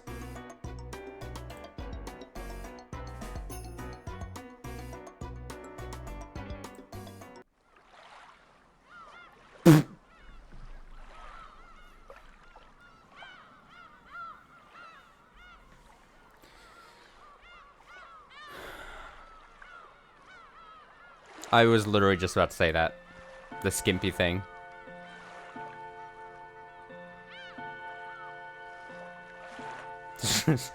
Did I just read a shit post inside of my supplemental Umineko little chapter?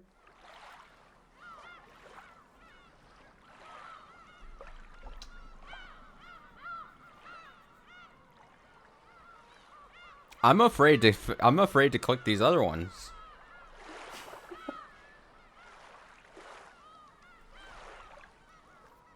I'm afraid.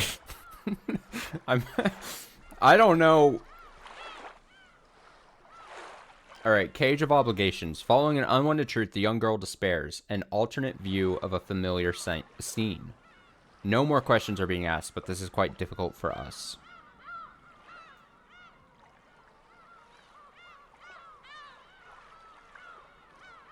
Was I supposed to have gathered that that's what this was going to be before I clicked into it? But based on the description before, it was so nebulous. I didn't know what...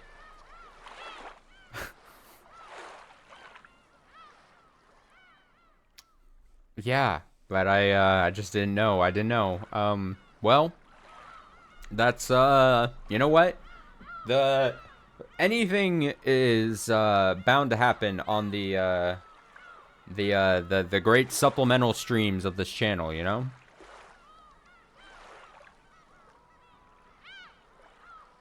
Alright, well, here we go again. What's behind this door?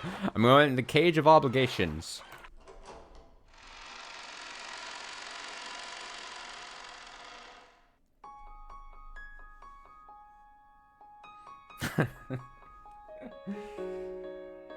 A pair of hair accessories, as well as various featureless lumps of flesh and meat, aimlessly drifted along the waves of the sea of nothingness.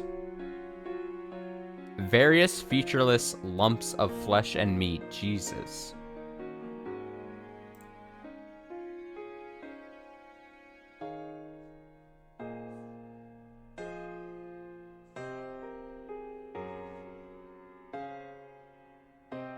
Slowly but surely, that lump of flesh began to remember itself from the very beginning.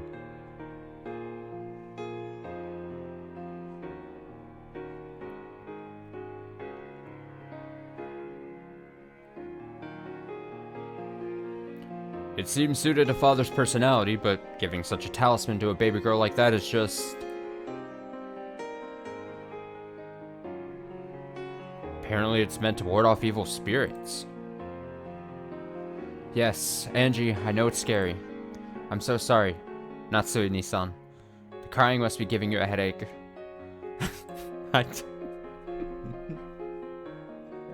Anything can appear on this. It is quite alright. It reminds me of when Jessica was a baby. Aw, I wish we had a baby girl of our own. Even when she's crying, she's just as much of an angel as her name. Look, Mama, I cut you some flowers. Maria, where did you... I'm so sorry, Nissan. Don't worry, roses will grow back. Look, Mama, you're like a princess. Oh, this girl. Oh, this girl. Here, a flower for Angie, too.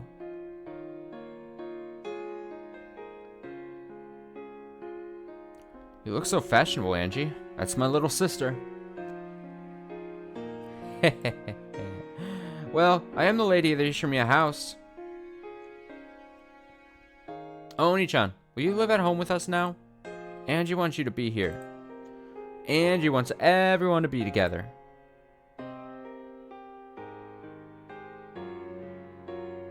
Angie, thank goodness. I can feel my body being lifted up firmly and hugged roughly. Mom and Dad were hugging me. My eyelids have been open for a while now. I can feel the light slowly returning to my eyes. Just like when your eyes get used to the dark, my eyes got used to the light. Bit by bit, the scene around me came into view. However, it was an unusual sight, which seemed to be very far away. My body was being hugged by Dad and Mom. Dad was sniffling, his face covered with tears. There were tears in Mom's eyes, too. She held me tight. It was so strong that it hurt a bit. As my eyes adjusted, I could see other people besides my parents. Everyone was there. George Oni-chan, Jessica Oni-chan, Maria Oni-chan, my uncles and aunts, even Sakutaru. And there was the witch Virgilia, and Renove, and...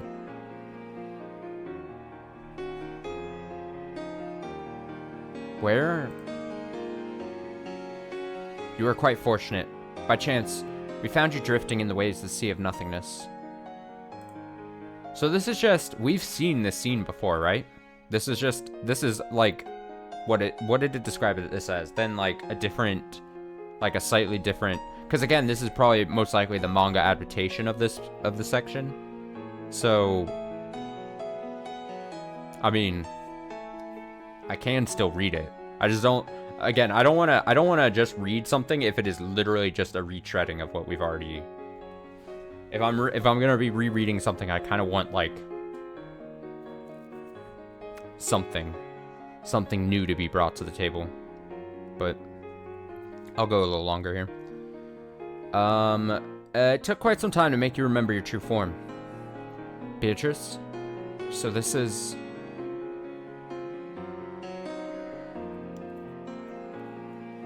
You think the third thing was an actual alternate thing?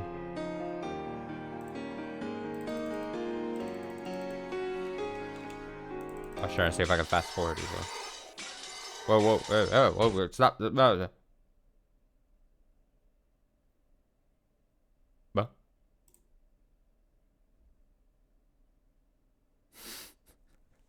Alright, I'll take a vote. Do we want to keep reading this section? I can reload and go back the little sentences I missed. Or do we just go to the third one?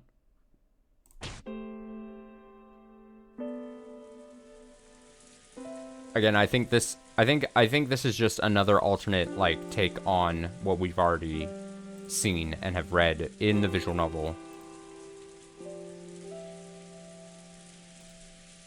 Alright, executive decision. Executive decision.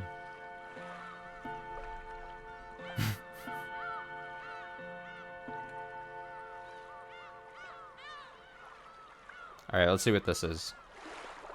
When the seagulls cry. Good evening. Waking up from a nightmare, the girl finds herself in a room full of bodies. Difficulty level is non-existent. After all, this is the truth. Oh, chat's saying they want abuse of power again? Oh, okay. Alright, let me just click into that again. See, I can just make shit up. I can just make shit up to the VOD watchers. They don't see chat. No. No.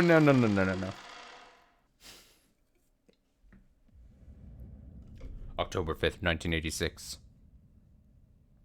So, like, the weird part of the abuse of power thing, it took me actually a couple seconds to figure out what the hell was on the screen there, because it was the way they were, like, oriented. I was like, what am I looking at? And then once I realized, I was like, oh, of course. So shadowy figures. Question marks. From the moment she explained about the bomb. From the moment the entire notion.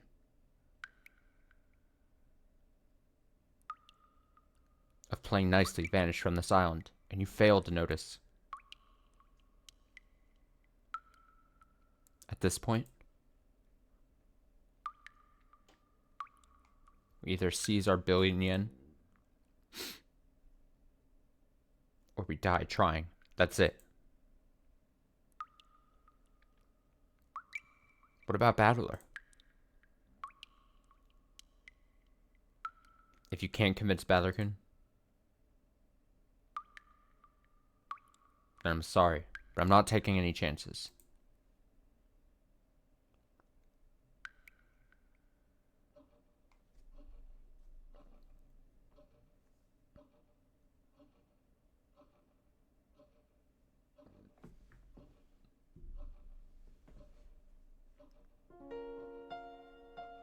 Yeah, this is probably different then. Okay. So, tick-tock, tick-tock. My eyes open wide. The mechanical sound of the clock was the first thing I heard upon waking up. What time is it? Where am I?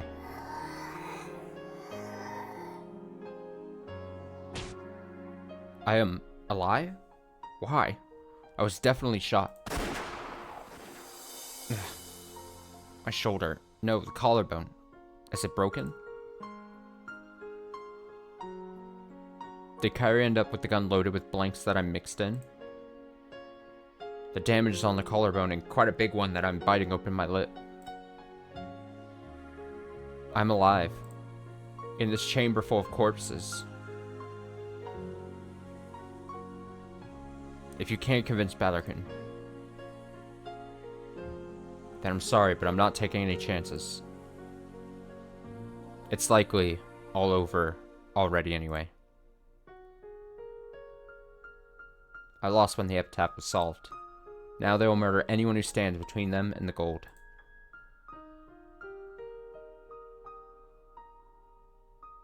Happy George. Even all those are so precious to me.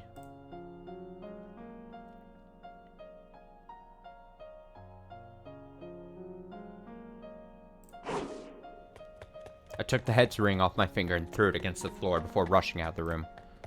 I won't let them die. I won't let them die. I won't let them die. The gambling is over. Nobody has to die anymore. Live! Instant regretio. George-san!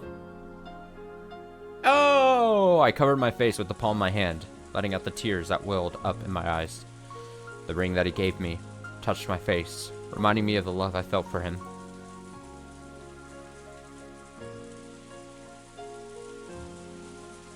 I swear that I'll continue loving you for all my life.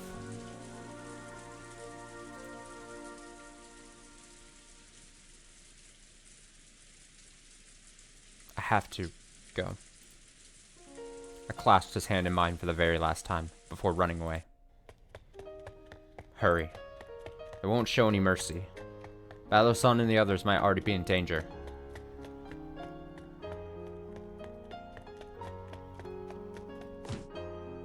Milady.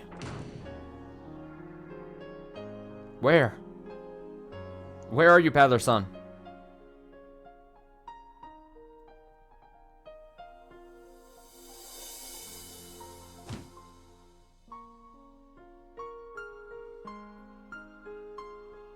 Even you?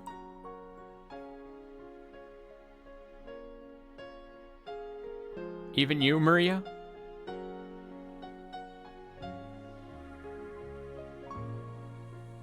Oh, I gotta click. Did we pass by each other somewhere? Or might you already be... Battler-san! Battler! My strength was starting to slowly fade away as the pain intensified. Couldn't walk properly without using a tree as support. But nevertheless, I kept walking with all my strength to find Battler-san. I went back down the stairs, towards the place where I should have met my end. The door of the gold room was slightly ajar.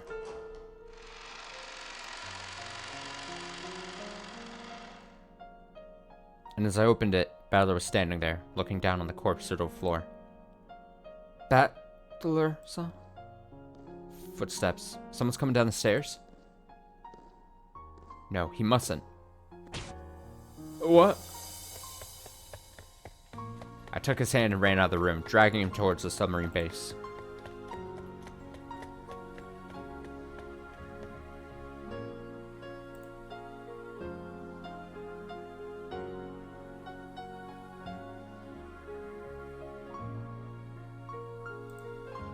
Ava entered the room and picked up the gold ring that was at her feet.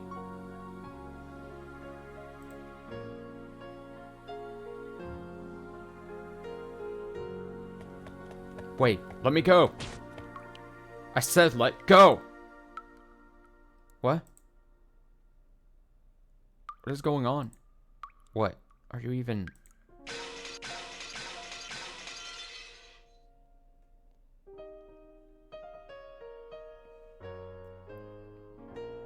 Sorry, Ghost.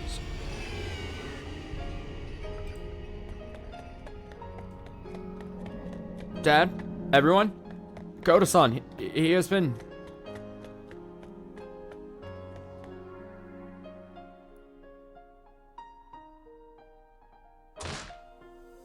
Jessica. I have to let everyone know. Kairi-san. Maria's in danger.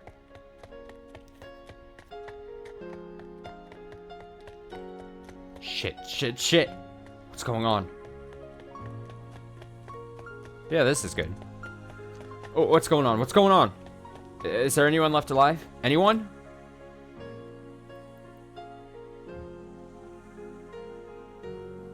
They all are dead. They all have been murdered. Murderer snuck into the island. We must call the police. Are you the Beatrice from that letter? Did you do that? Did you do that to them? And me? You want to kill me too?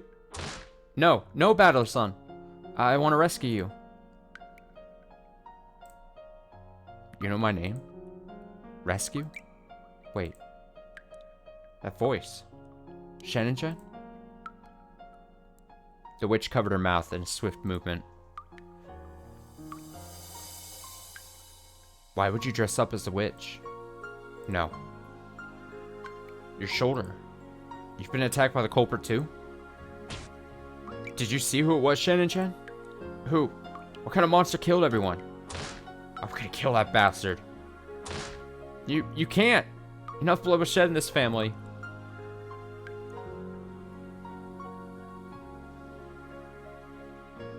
In this family?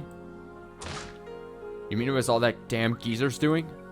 No, please, Battler-san, stop thinking. Stop thinking. Any other corpse I haven't seen would be... It can't be. She wouldn't do such a thing. Why? Why did this happen? Among family? It's so stupid.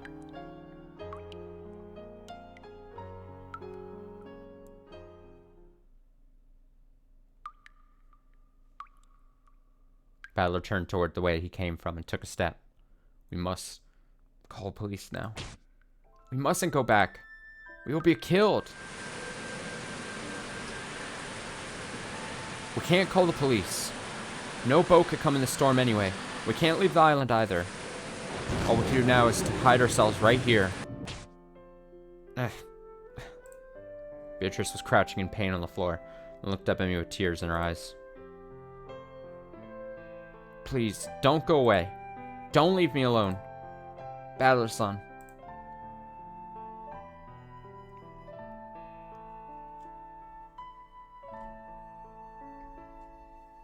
If we follow this underground tunnel to the other side of the island, there will be a boat. If we wait there until the storm passes, then we could escape. Can we do anything to capture the culprit before escaping? It's all useless, I think. Our opponent has guns and no longer any qualms about killing people. Unarmed, we are easy preys. But that damn geezer in Cancun might still be safe. No. On this island, there are now only us two and the culprit left. Battler sat on the ground, clutching at his head. I can't even begin to understand this. How did it even come to this? Shannon-chan, what and how far do you know things? Why is this outfit... Let's walk a little further, Battler-san. They might find us here. I hope you'll humble me and believe what I am to tell you.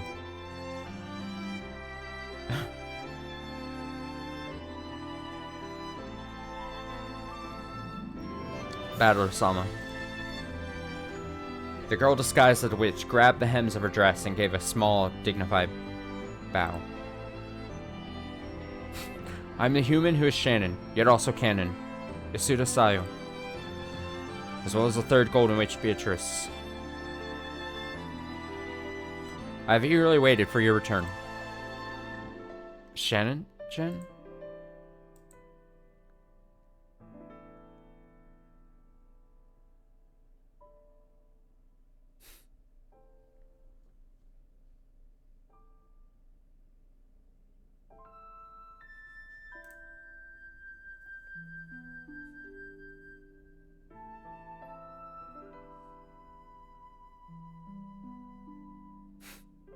A lot of hemming and hawing. I've laid out what there was to I have laid out there what was so hard to say. He would have never asked me, even though I wanted him to solve it. Why am I suddenly so open about it? Is it because all gamble is at an end? If that was the case, then I could have just stayed silent. I don't get it yet. So you were planning to kill us like you announced? Yes. But they, your parents among them, ended up solving the epitaph, and a dispute about the gold broke out.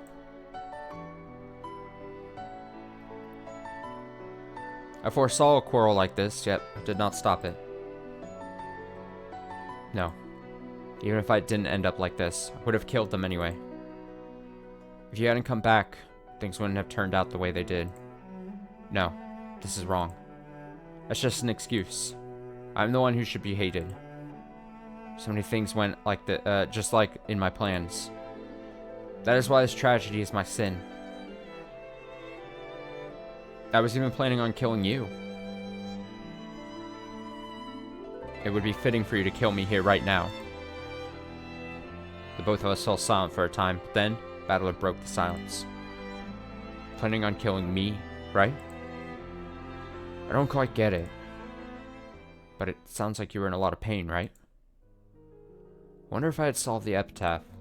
If then, I could have saved you. I don't think you've sinned. If the plan fails, it's just an attempt. Or something like that. Besides, aren't you trying to rescue me right now? Ah, from the very beginning. I've managed to calm me down a little bit because you are here too. I've managed to calm me down a little because you are here too. Thank you, Shannon-chan. From the very beginning, I wanted to open up to you and beg for forgiveness. I just wanted to feel at ease. Battler, son? Hey, it's alright. Your shoulder hurts, right? Let's rest for a bit. Let's see. Still have that candy that Maria gave me. There's so many mysteries that I wanted to talk to you about.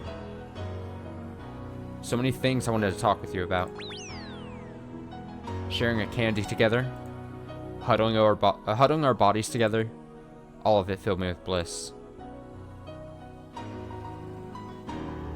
My consciousness gradually faded away as my body rested against his.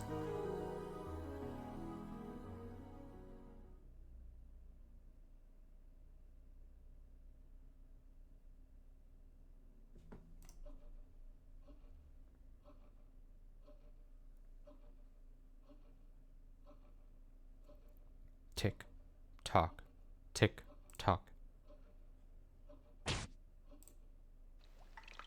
Ah. Oh, you're up. You were so tired you slept like you were dead. Battler, son? Do you know the time? Oh, let's see. It's just past 11 p.m. We did talk quite a lot. It's not even 1 hour left before the explosion. I still can't believe it. Was it really just last night that we were having fun in the cousin's room? They're really gone, huh? Maria, Jessica, and even Aniki. It's really true, right? It's not a nightmare, is it? Battler, son. To see such atrocities with your own eyes, anyone's heart would break. Simply overdid it, just like me last night.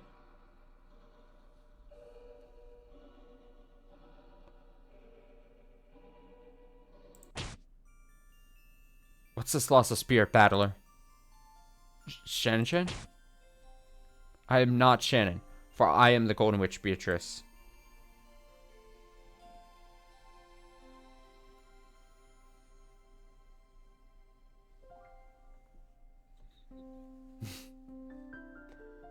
The House of Ishuramiya is the clan of the one-winged eagle. Do you think it suits an eagle to cower on the ground like this? Stand. The witch held out her hand as she said this. What? You... What's this? Show it to me. Your spirit. The witch looked down at me with blush on her face.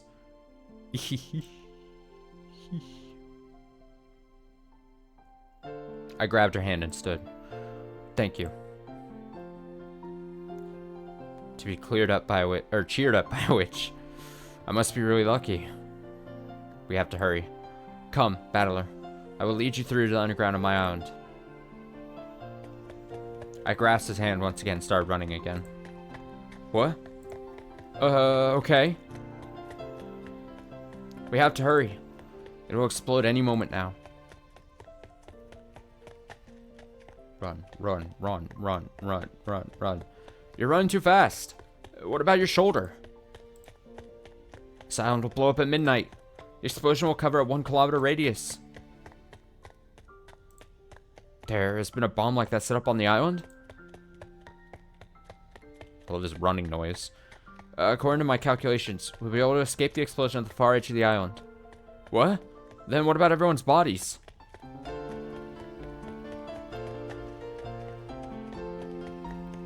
Any evidence and everything will be, else will be blown away. All the truth will be locked up in the witch's cat box. Better look down on his watch. Shit. Wait, are you okay with that? If everything is blown away, that includes all the bodies. Even Aniki's.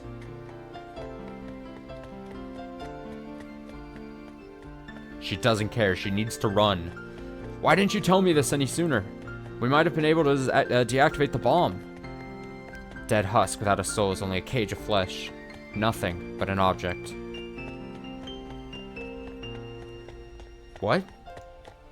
What would you gain by risking going back? I told you. I want to.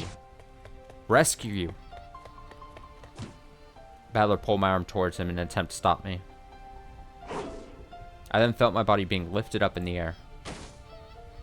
Battler! I was now being carried on his back. Look at this. That's good. It's because you asshole. It's because Wait, it's because you asshole run too much? Whatever. Is this the right way? Yes, straight ahead. Then shut up now. I would laugh my ass off if you bite your tongue and die before the explosion. Sad be it though.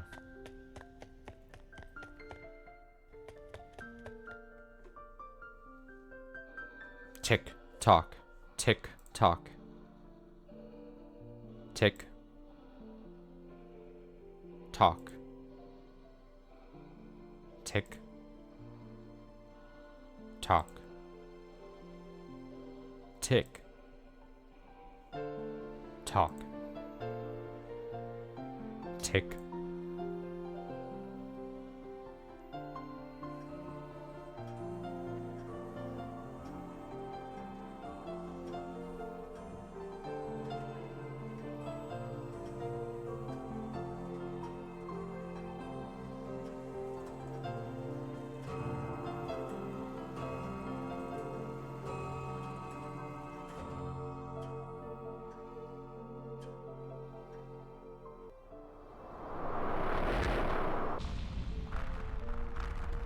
Oh.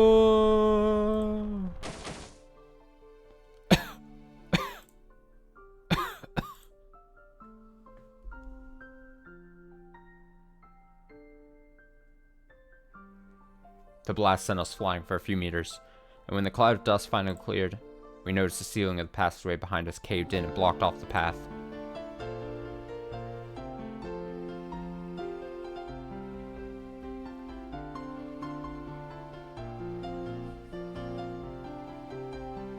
Goodbye, my loved ones.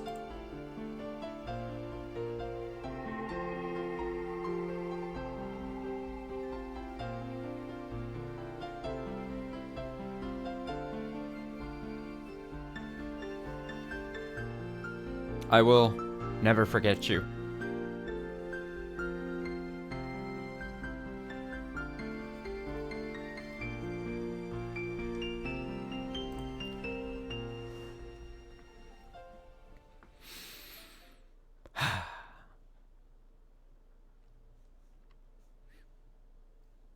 Gonna have to go to the abuse of power section for a palate cleanser.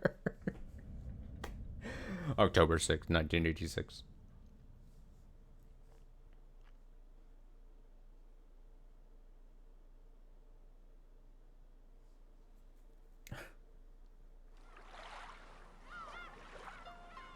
This is the ruins of a former submarine base. This is a place where you and I met 2 generations ago. It's kind of romantic when you put it like that.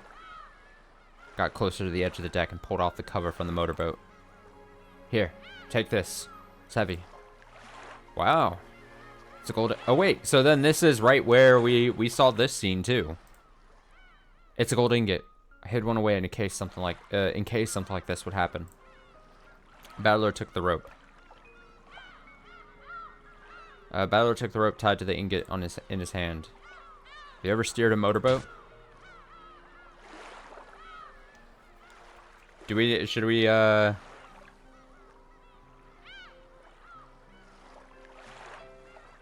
Oh, why would I have? Should I go through this scene again? Will I have time to read it all and why not mess it up? It's easy, I will show you. The motor started making noise. If you steer out there and go around the edge of the island, you can see Nijima. Then you only have to head for the beach. You're not coming? I cannot go. For I'm the master of the Golden Land, so I cannot go. And what will you do there? What would I do there? Living! Living! I cannot live. I'm gonna give it a little bit here. I've already committed countless sins in countless worlds called fragments. The number of lives I've taken, the number of sins is too high. That was all just attempts. You haven't committed one sin in our world. You know that isn't true. So I've committed something that I've brought about. Go forth. As long as my mood is still good. Before long, I'll shroud this island in a storm again. Well then, whoop! I gotcha! I have to take you home as a souvenir from the Golden Land. My body is once again lifted up in the air, but this time in a bridal carry. Ba-ba-ba! That noise. Smack! Smack! Smack! Let me go! This is dangerous! Okay, let's see. Let's... Send a deadly science should burn that cross. Yep.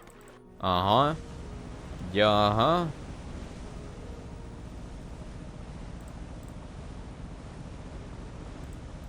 Yup. Yup. Yeah, remember this? Yeah, I do.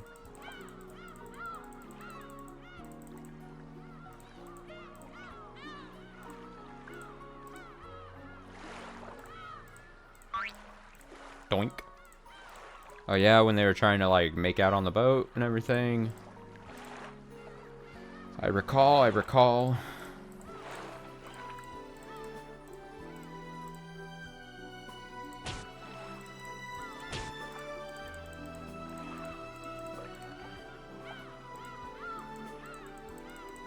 We did this all. Go check my part 89 of the stream of the series if you want to see the first reactions to this.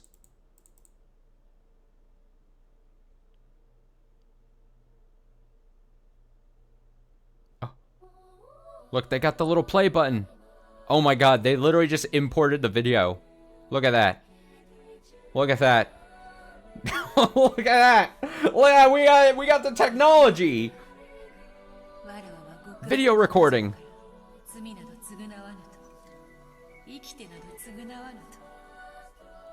The autoplay button. It's happening.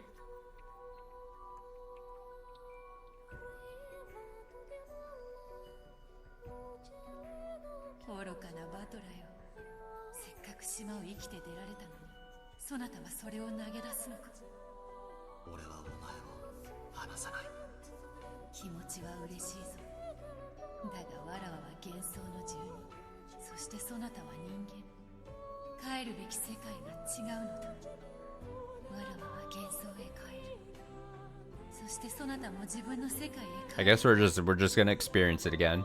It's fine. It's whatever. No worries.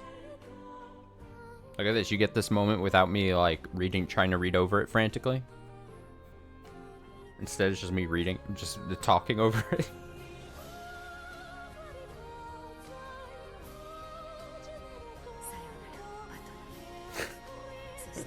In theory, ruining it.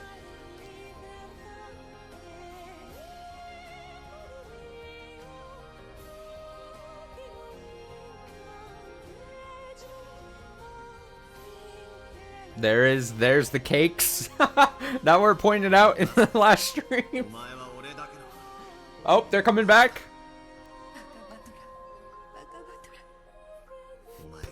Battler all cheeked up in the ocean. Double cheeked up.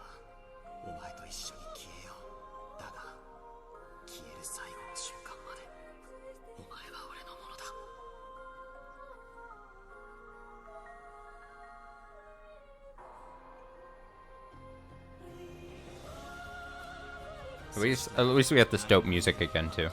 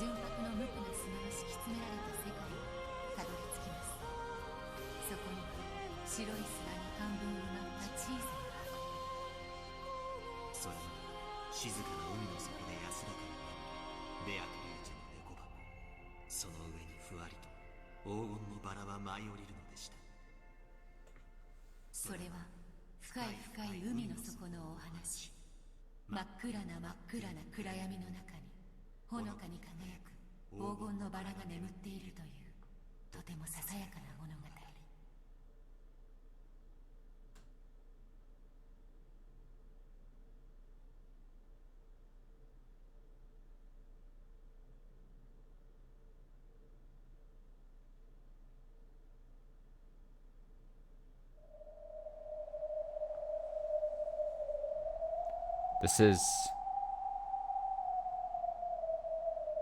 Golden Land? No. This is the world I desired. The world of the cat box?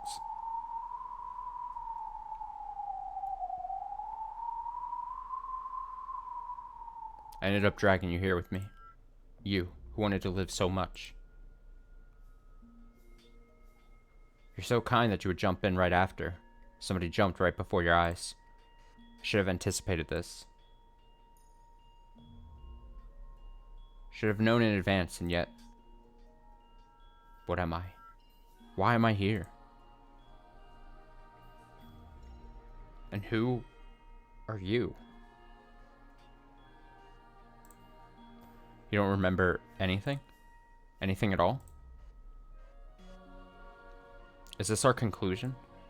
Just continuing to sway around in this cat box, along with countless fragments, without arriving anywhere? In this purgatory? I will keep on waiting for you, on the summit of this very Mount Purgatorio. So let us begin it here. What we could not bring to an end in our lifetime. A battle about whether it was a witch or a human. I will wait forever until you rip the me that is a witch apart and find the me that is our promise. This will surely be an eternal game and thus an eternal torture. For you? For me? Let us hope you shall weave a fitting conclusion for us both. Let us go towards our golden land.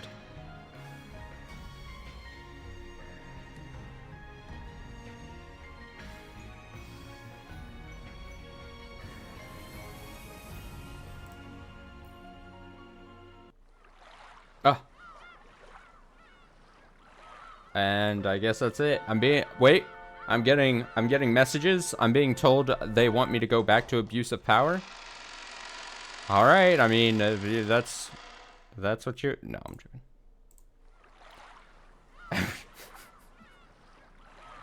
No. Get out of here.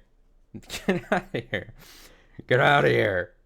What is that? Okay, we still have one more thing to check out. Like I said, I don't... If this ends up being... no good, I don't claim this. I'm not claiming this. So, let's see. Where is it? Did I put it? Where did I save it? No, it should be there. One moment.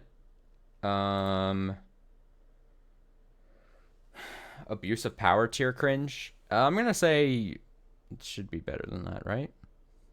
I don't know. I don't know. I have no idea. I just know that this isn't long, so mind your ears. Oh god. Wait, stop, close it. Wait a second. I'll do this again.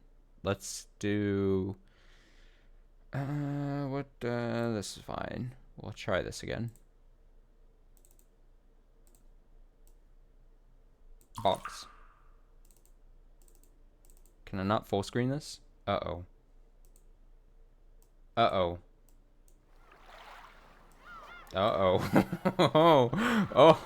Oh. Can I full screen like that?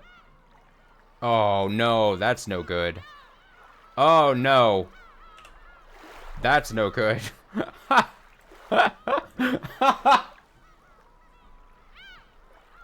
Don't.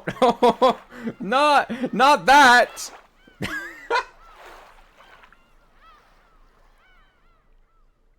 Don't look at it. All right. I got a new plan. Okay. Truly, perfect. Can I just no? Okay. But again, we'll do this old school. All right. Watch this. Again, this is called being a true. Oh my god, the box is so tiny, dude. Oh my god. Look at this.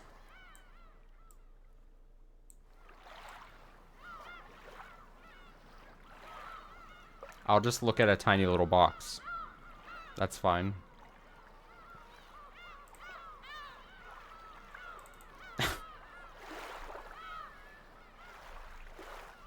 This is why you come to these streams, all right? This is the professionalism you expect when you tune into twitch.tv/bubmanXIV, all right? Okay, no idea what this is about. Okay, so I don't think this is me spoiling it or anything. I don't know 100% what's gonna happen. I know it's shortish. Someone, I forget who, but someone in, I think, YouTube comments was like, hey, as a palate cleanser, maybe.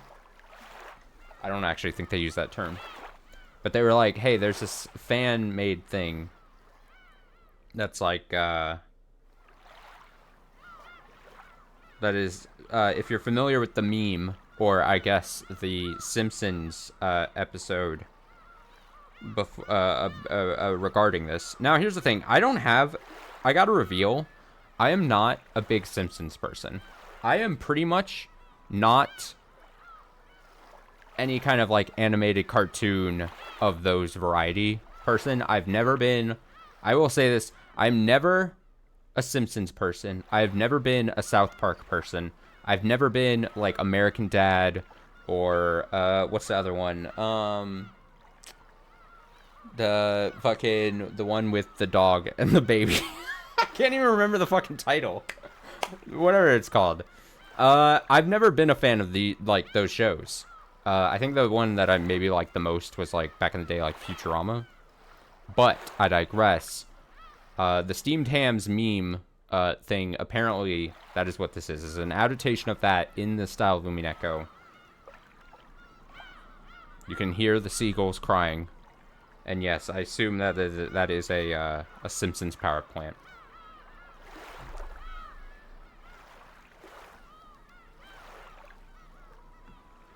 The box is so tiny for me.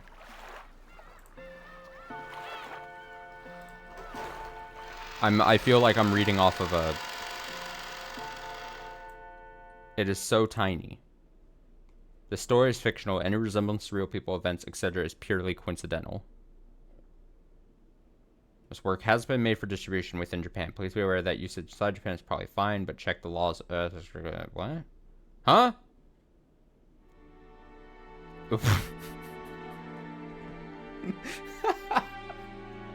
I feel like I'm losing, like, all credibility.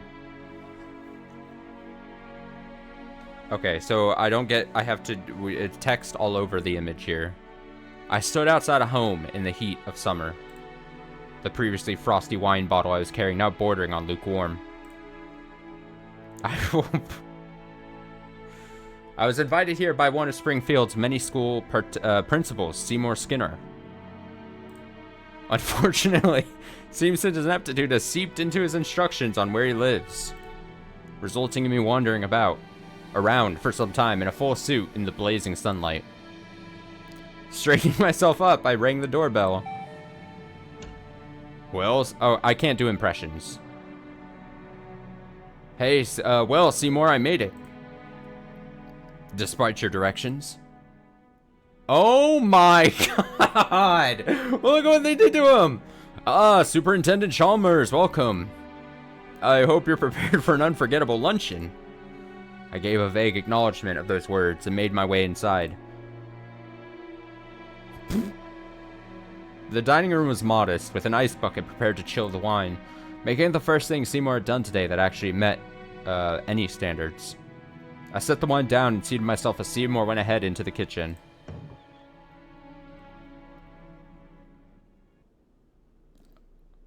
Principal Skinner shut the kitchen door and methodically walked towards the oven.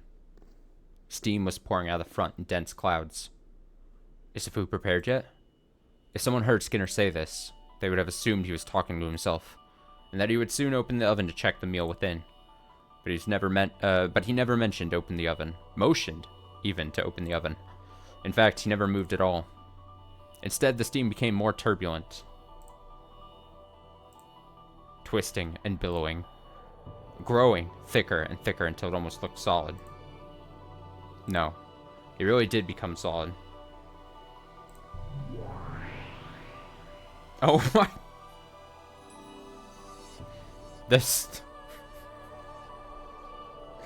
The steam coalesced into the form of a young man in a waiter's uniform. Do we have, Oh my god, look at this. A frankly replaceable footman of the SVT, a massive army of retainers led by Belfagor. Though numerous, they aren't in any way inept and provide excellent catering.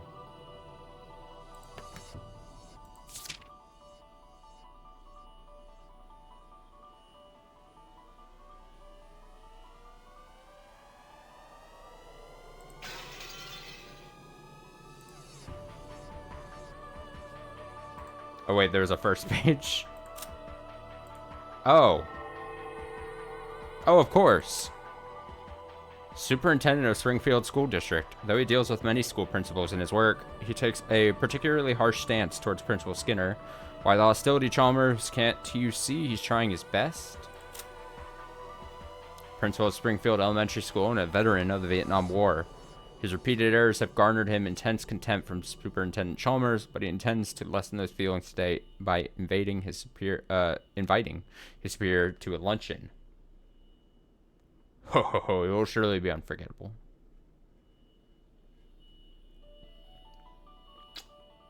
Yeah, seems to be intentionally done. The steam coalesced in the form of a young man in a waiter's uniform.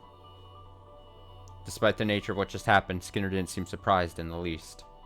I'm afraid it's not quite ready yet. Should be prepared in a few minutes. Wonderful! I'm glad I can always rely on the SVT. Did you remember to make fries? Of course, sir. Platter of steamed hams on a bed of fries as requested. Shall I prepare drinks as well? There'll be no need for that, but so long as you're here. How do I look? I'm trying to make a good impression on the superintendent, you see. Well, if I may, you appear to be slouching. Slouching? That won't do at all. Mother always said a curvy spine is the devil's roller coaster. I suppose all I can do is some basic stretching and hope he doesn't notice. Regardless, continue with your work. After being dismissed, the waiter evaporated all at once and became steam once more. Skinner looked for something to stretch on. He wouldn't dare let the superintendent see him before he was prepared, so it had to be something in the kitchen.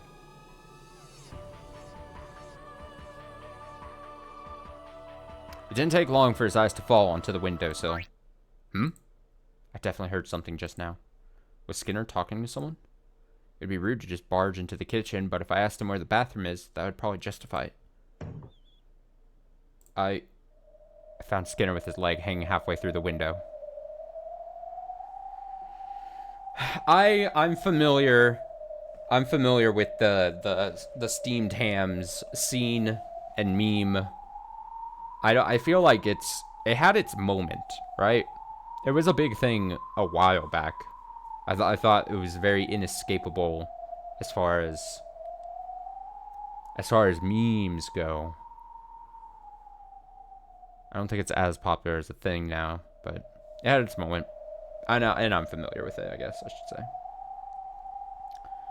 I found Skinner with his leg hanging halfway out the window, and thick, dark clouds spewing from the oven. Superintendent, I was just, stretching my calves on the windowsill. Isometric exercise. Care to join me? Why is there smoke coming out of your oven, Seymour? Oh, that isn't smoke, it's, steam. Steam from the steamed clams we're having. Steamed clams. Skinner rubbed his stomach to emphasize the fact. Chalmers glared at Skinner, but ultimately relented and returned to the dining room.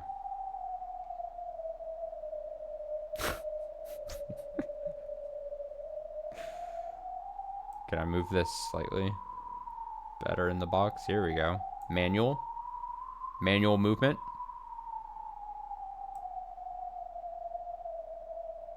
Ever so slightly. The clock moved.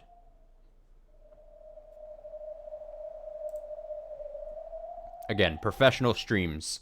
This is what you expect when you come here. Remarkably, Skinner returned just a few minutes later with unburnt food. Superintendent, I hope you're ready for mouth-watering hamburgers.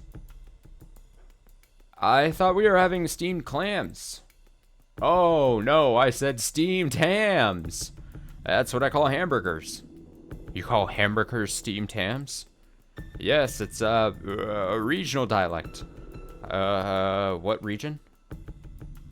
Upstate New York. Really?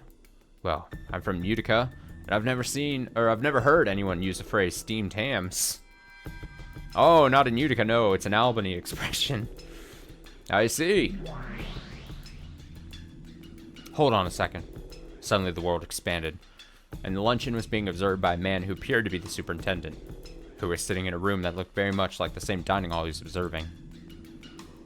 Sitting across from him, however, was a man who could hardly be mistaken for Principal Skinner. After all, Principal Skinner was a meek, incompetent man who stumbled over himself constantly when trying to keep up appearances. This man, on the other hand, had such confident presence that it almost made him seem lazy. His large cloak crumpling unevenly as he leaned back in his chair, and a tray of tea that he hadn't gotten around to brewing yet sat on his half of the table. But despite that, the cloaked man was indeed the principal. A high-ranking warlock who made a deal with the Demon King Nyrazmat, bestowing him with a broad range of magical power, where his magic faltered he makes up for with his unrelenting charisma, assuming he can be bothered. He likes lemon tea and thin stew. He hates working hard and closed-minded people. It's all caps, Seymour. Correct. What? I keep thinking there's gonna be something different here. Oh, what seems to be the issue? Your piece definitely said it was steamed clams earlier in the kitchen. In fact, he said it twice. And? It means you were obviously lying just now. Does it really? What if my piece simply misspoke? Surely you aren't going to treat a mere slip of the tongue as evidence of anything. But doing it twice in a row?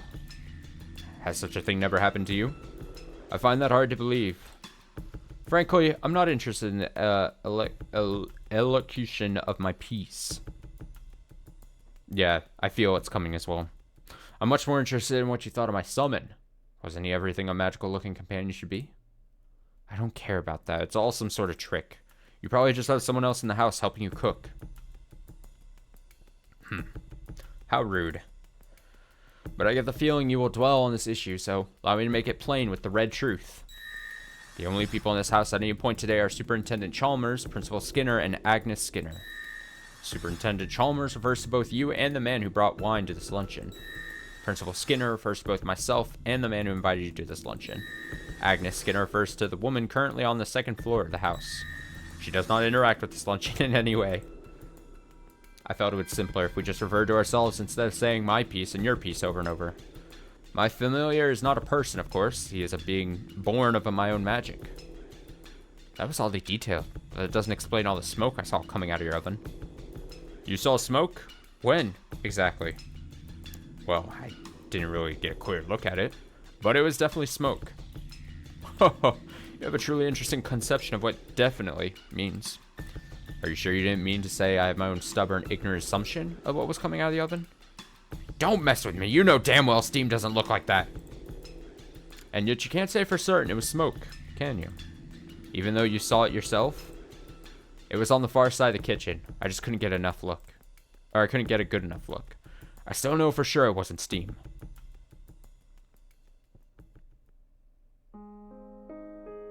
I realize why you can't see it as steam, you know. It's because you lack that single element. That one precious element that all humans need. What are you babbling all about all of a sudden?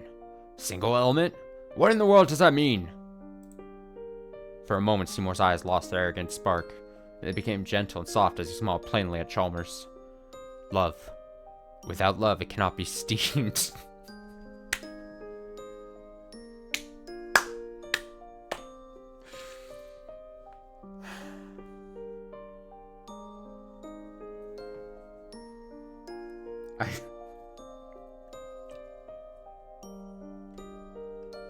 Okay.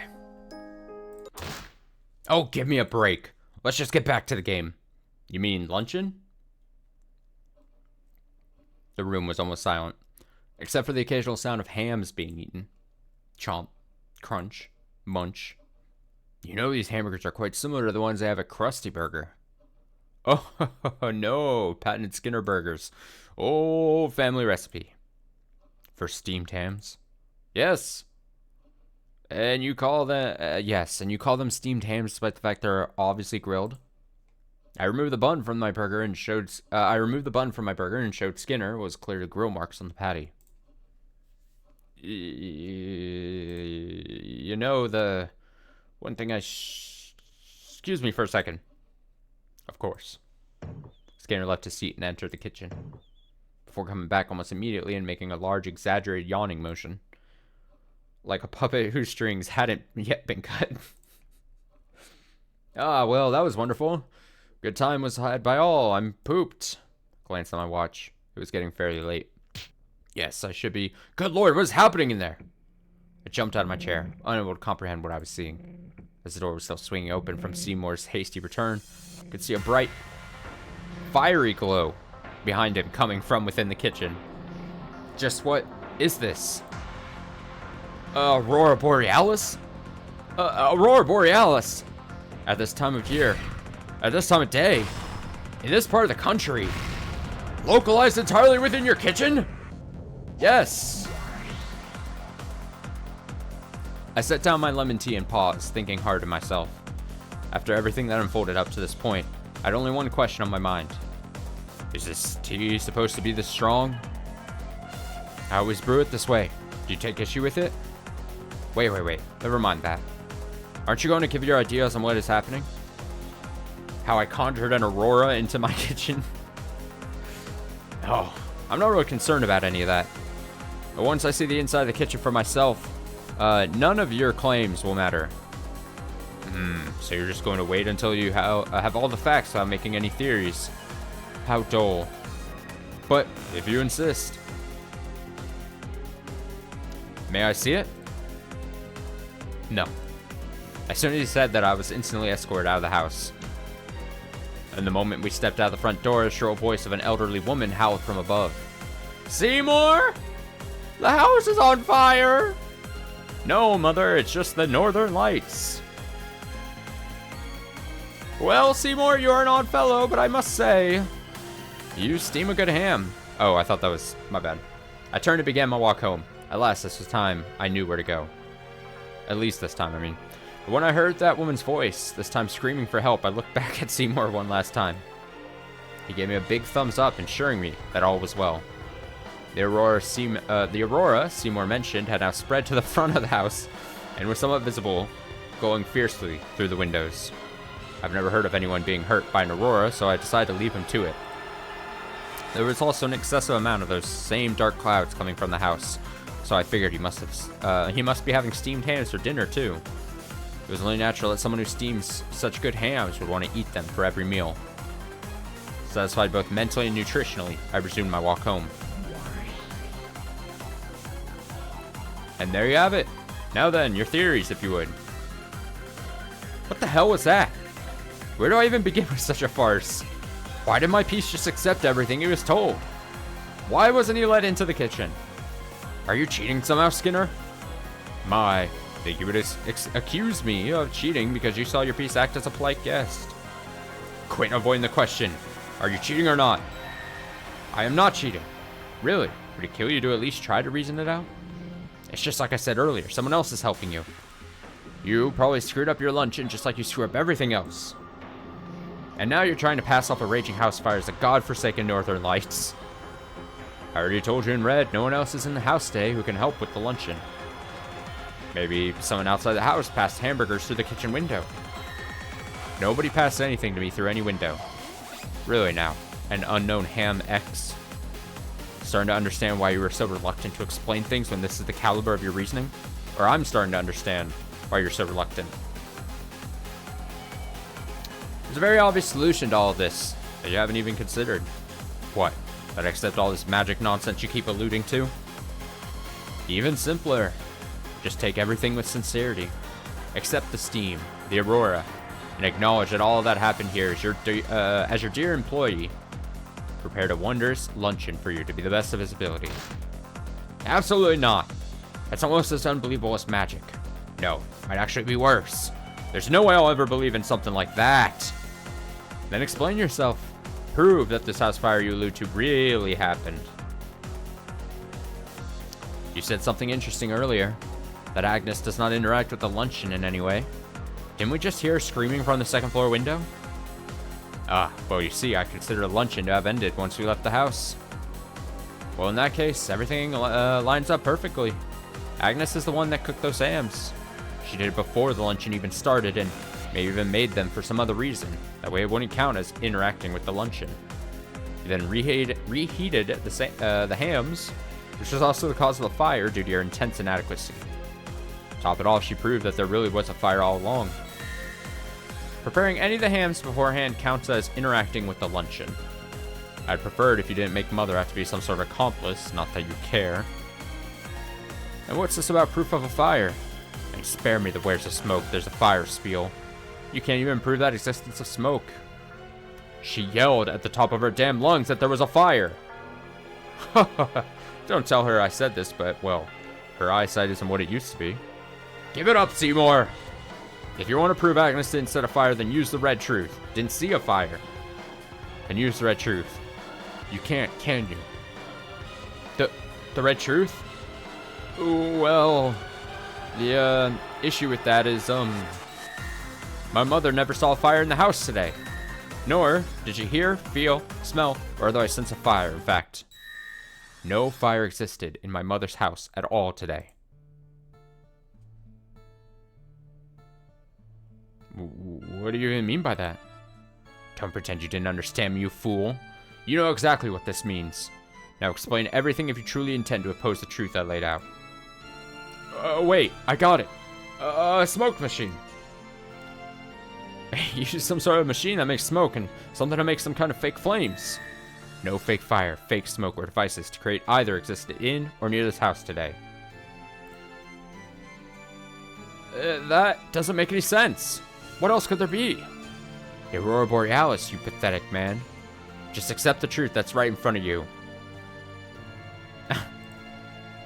I don't either. If the answer to this is some Simpsons thing, I would be unable to answer. An Aurora Borealis? Could it really exist in Skinner's kitchen? The chance of seeing them is almost 100% if you live far enough up north. But down here in America, the chance of seeing one at all is incredibly low, maybe only 0.1% chance per day. And if it's during the summer, when the effect is at its weakest, it's more like 0.01% chance. Even that is only when it's nighttime. During the day, the chances must be something like 0.000001%. It's unlikely, but possible. But for it to be bright orange, one of the least likely kinds of aurora, and be located specifically within Skinner's kitchen? Something like that would certainly be a miracle. What's gotten into me? Of course, it's not possible. There's no way something like that could ever happen. But then, how? How does any of this work? Damn it, I just don't understand. None of this makes any sense. Giving up already? What happened to all that bravado you had earlier? Just what kind of trick did you use? Has to be something convoluted. Something ridiculous. It's delightfully devilish. My God.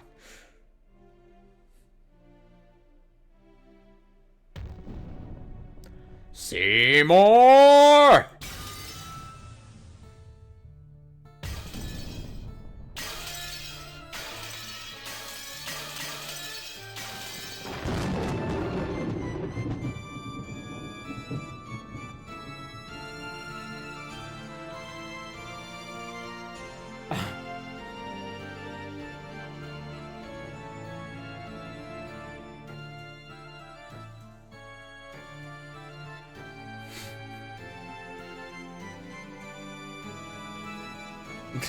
We demand more.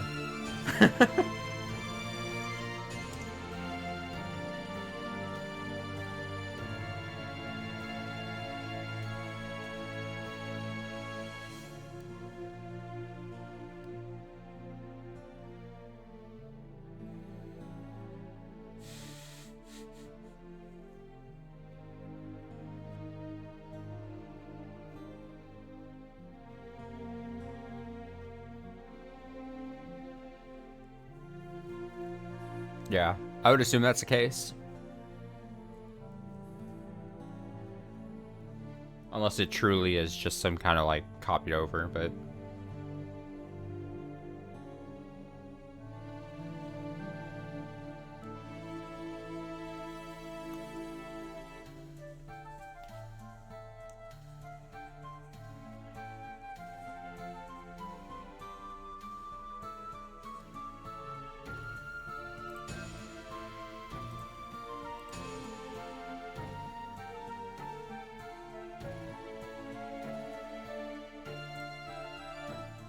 Oh, there you go. There's your answer.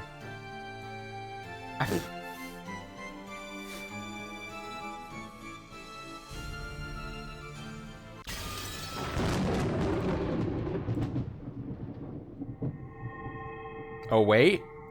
The inanimate carbon witch, in commemoration of this sojourn, has prepared a gift. As for new elements, please confirm them on the title screens.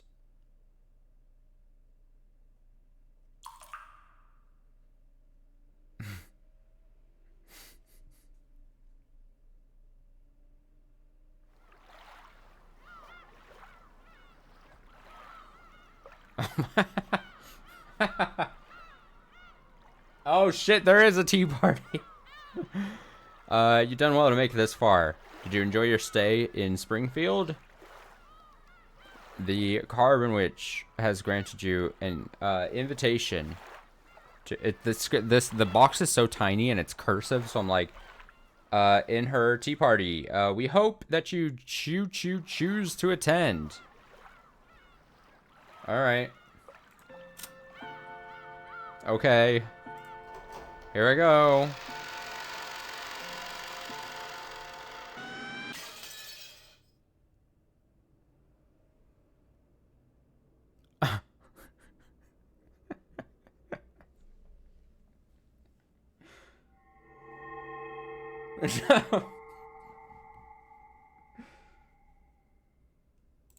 Oh. Oh, a new thing?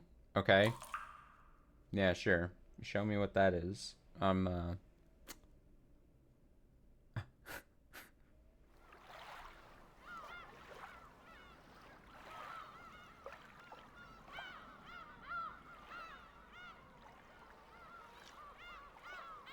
Welcome to the tea party of those who are not human.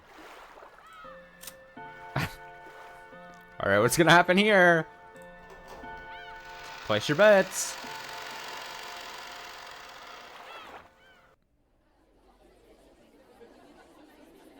$19.99.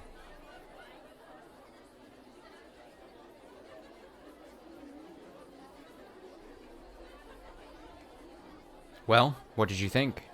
Were you able to solve it? For what purpose would you show me this? What's wrong? When I told you I had never before seen forgery, you could barely contain your excitement. You deliberately misled me. If I had known all you had was some ridiculous fan fiction, Ah, that's right. I forgot you only like fan fiction about the death of real people. As soon as I said that, I rose from my seat. Oh, wait, please, you must have more to show me besides this. Man called out to me, but by that point I was already in the elevator. Even at the very end, he was desperate to disgrace the dead. Number 8. Number 8. Number 8. Number 8. What? Number 8. Number 8. Turn that off. Number 8. What? You don't like conceptual artists? I reached over and turned it off myself. Mock still looked genuinely disappointed when I did this. Damn, guess I'll put on something else. He sullenly tucked away the offending tape and replaced it with a new one. So, how did it go? I don't think he appreciated it. Actually, pretty sure he's never even watched The Simpsons. It's probably impossible to understand if you haven't watched the show. Well, it is pretty weird for anyone to watch a show like that here in Japan. Are you trying to say I'm weird? I'm not the one who hauls a golf bag around when he doesn't even play golf. Doesn't hurt to be prepared, lady. Speaking of preparations, what are you going to do for New Year's? Huh? That's still a couple months from now. Isn't it a little early to be worrying about that? This isn't just any New Year. It'll be the year 2000. You'll never see a New Year's like this ever again. And besides, you only get so many New Year's in your life, so you shouldn't waste a single one. I don't plan on wasting any. That doesn't mean I need to be the kind of person who schedules months in advance. Still, the year 2000. Guess it is pretty incredible. Here's to another lousy millennium. You really shouldn't watch so much foreign TV, lady. I kicked the back of the Mox's seat.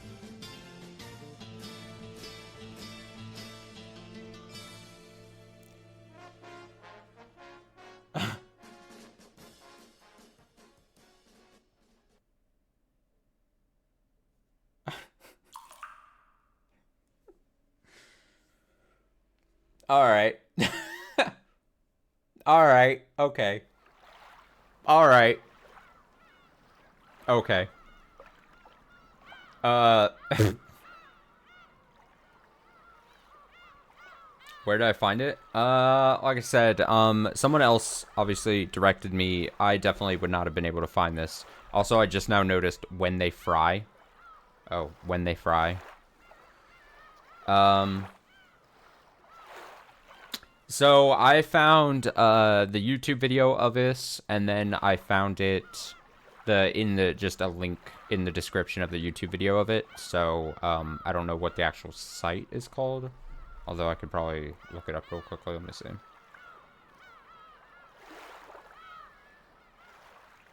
So yeah, if you find that,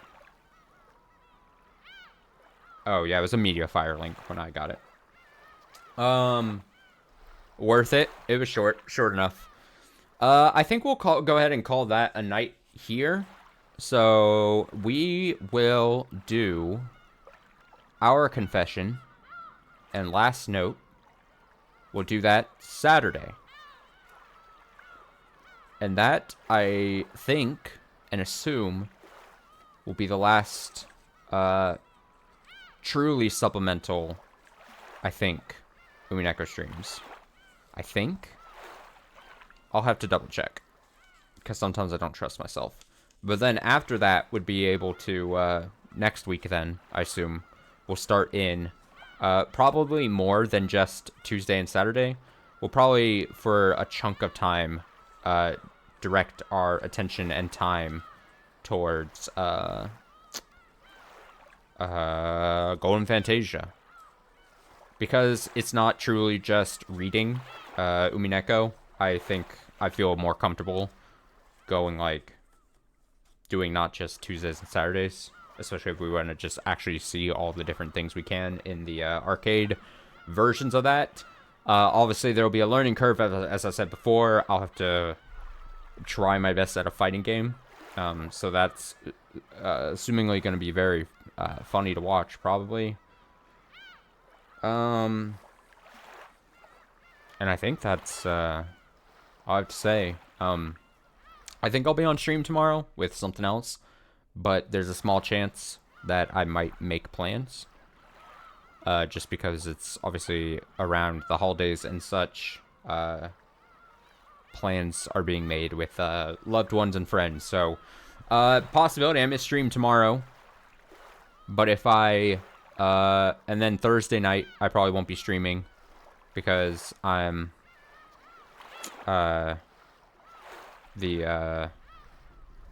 yeah, Thursday I'll be working, and then Thursday night I have stuff going on, other work stuff Thursday night. So then if I'm not on tomorrow, then I'll be back Friday night with stuff. So that's how that's going to work. What is this? All right, cool. Stream final words have been chosen, so we'll end on what the I only just now looked at what it was. So the final words of the stream are going to be Captain Kawabata was done dirty.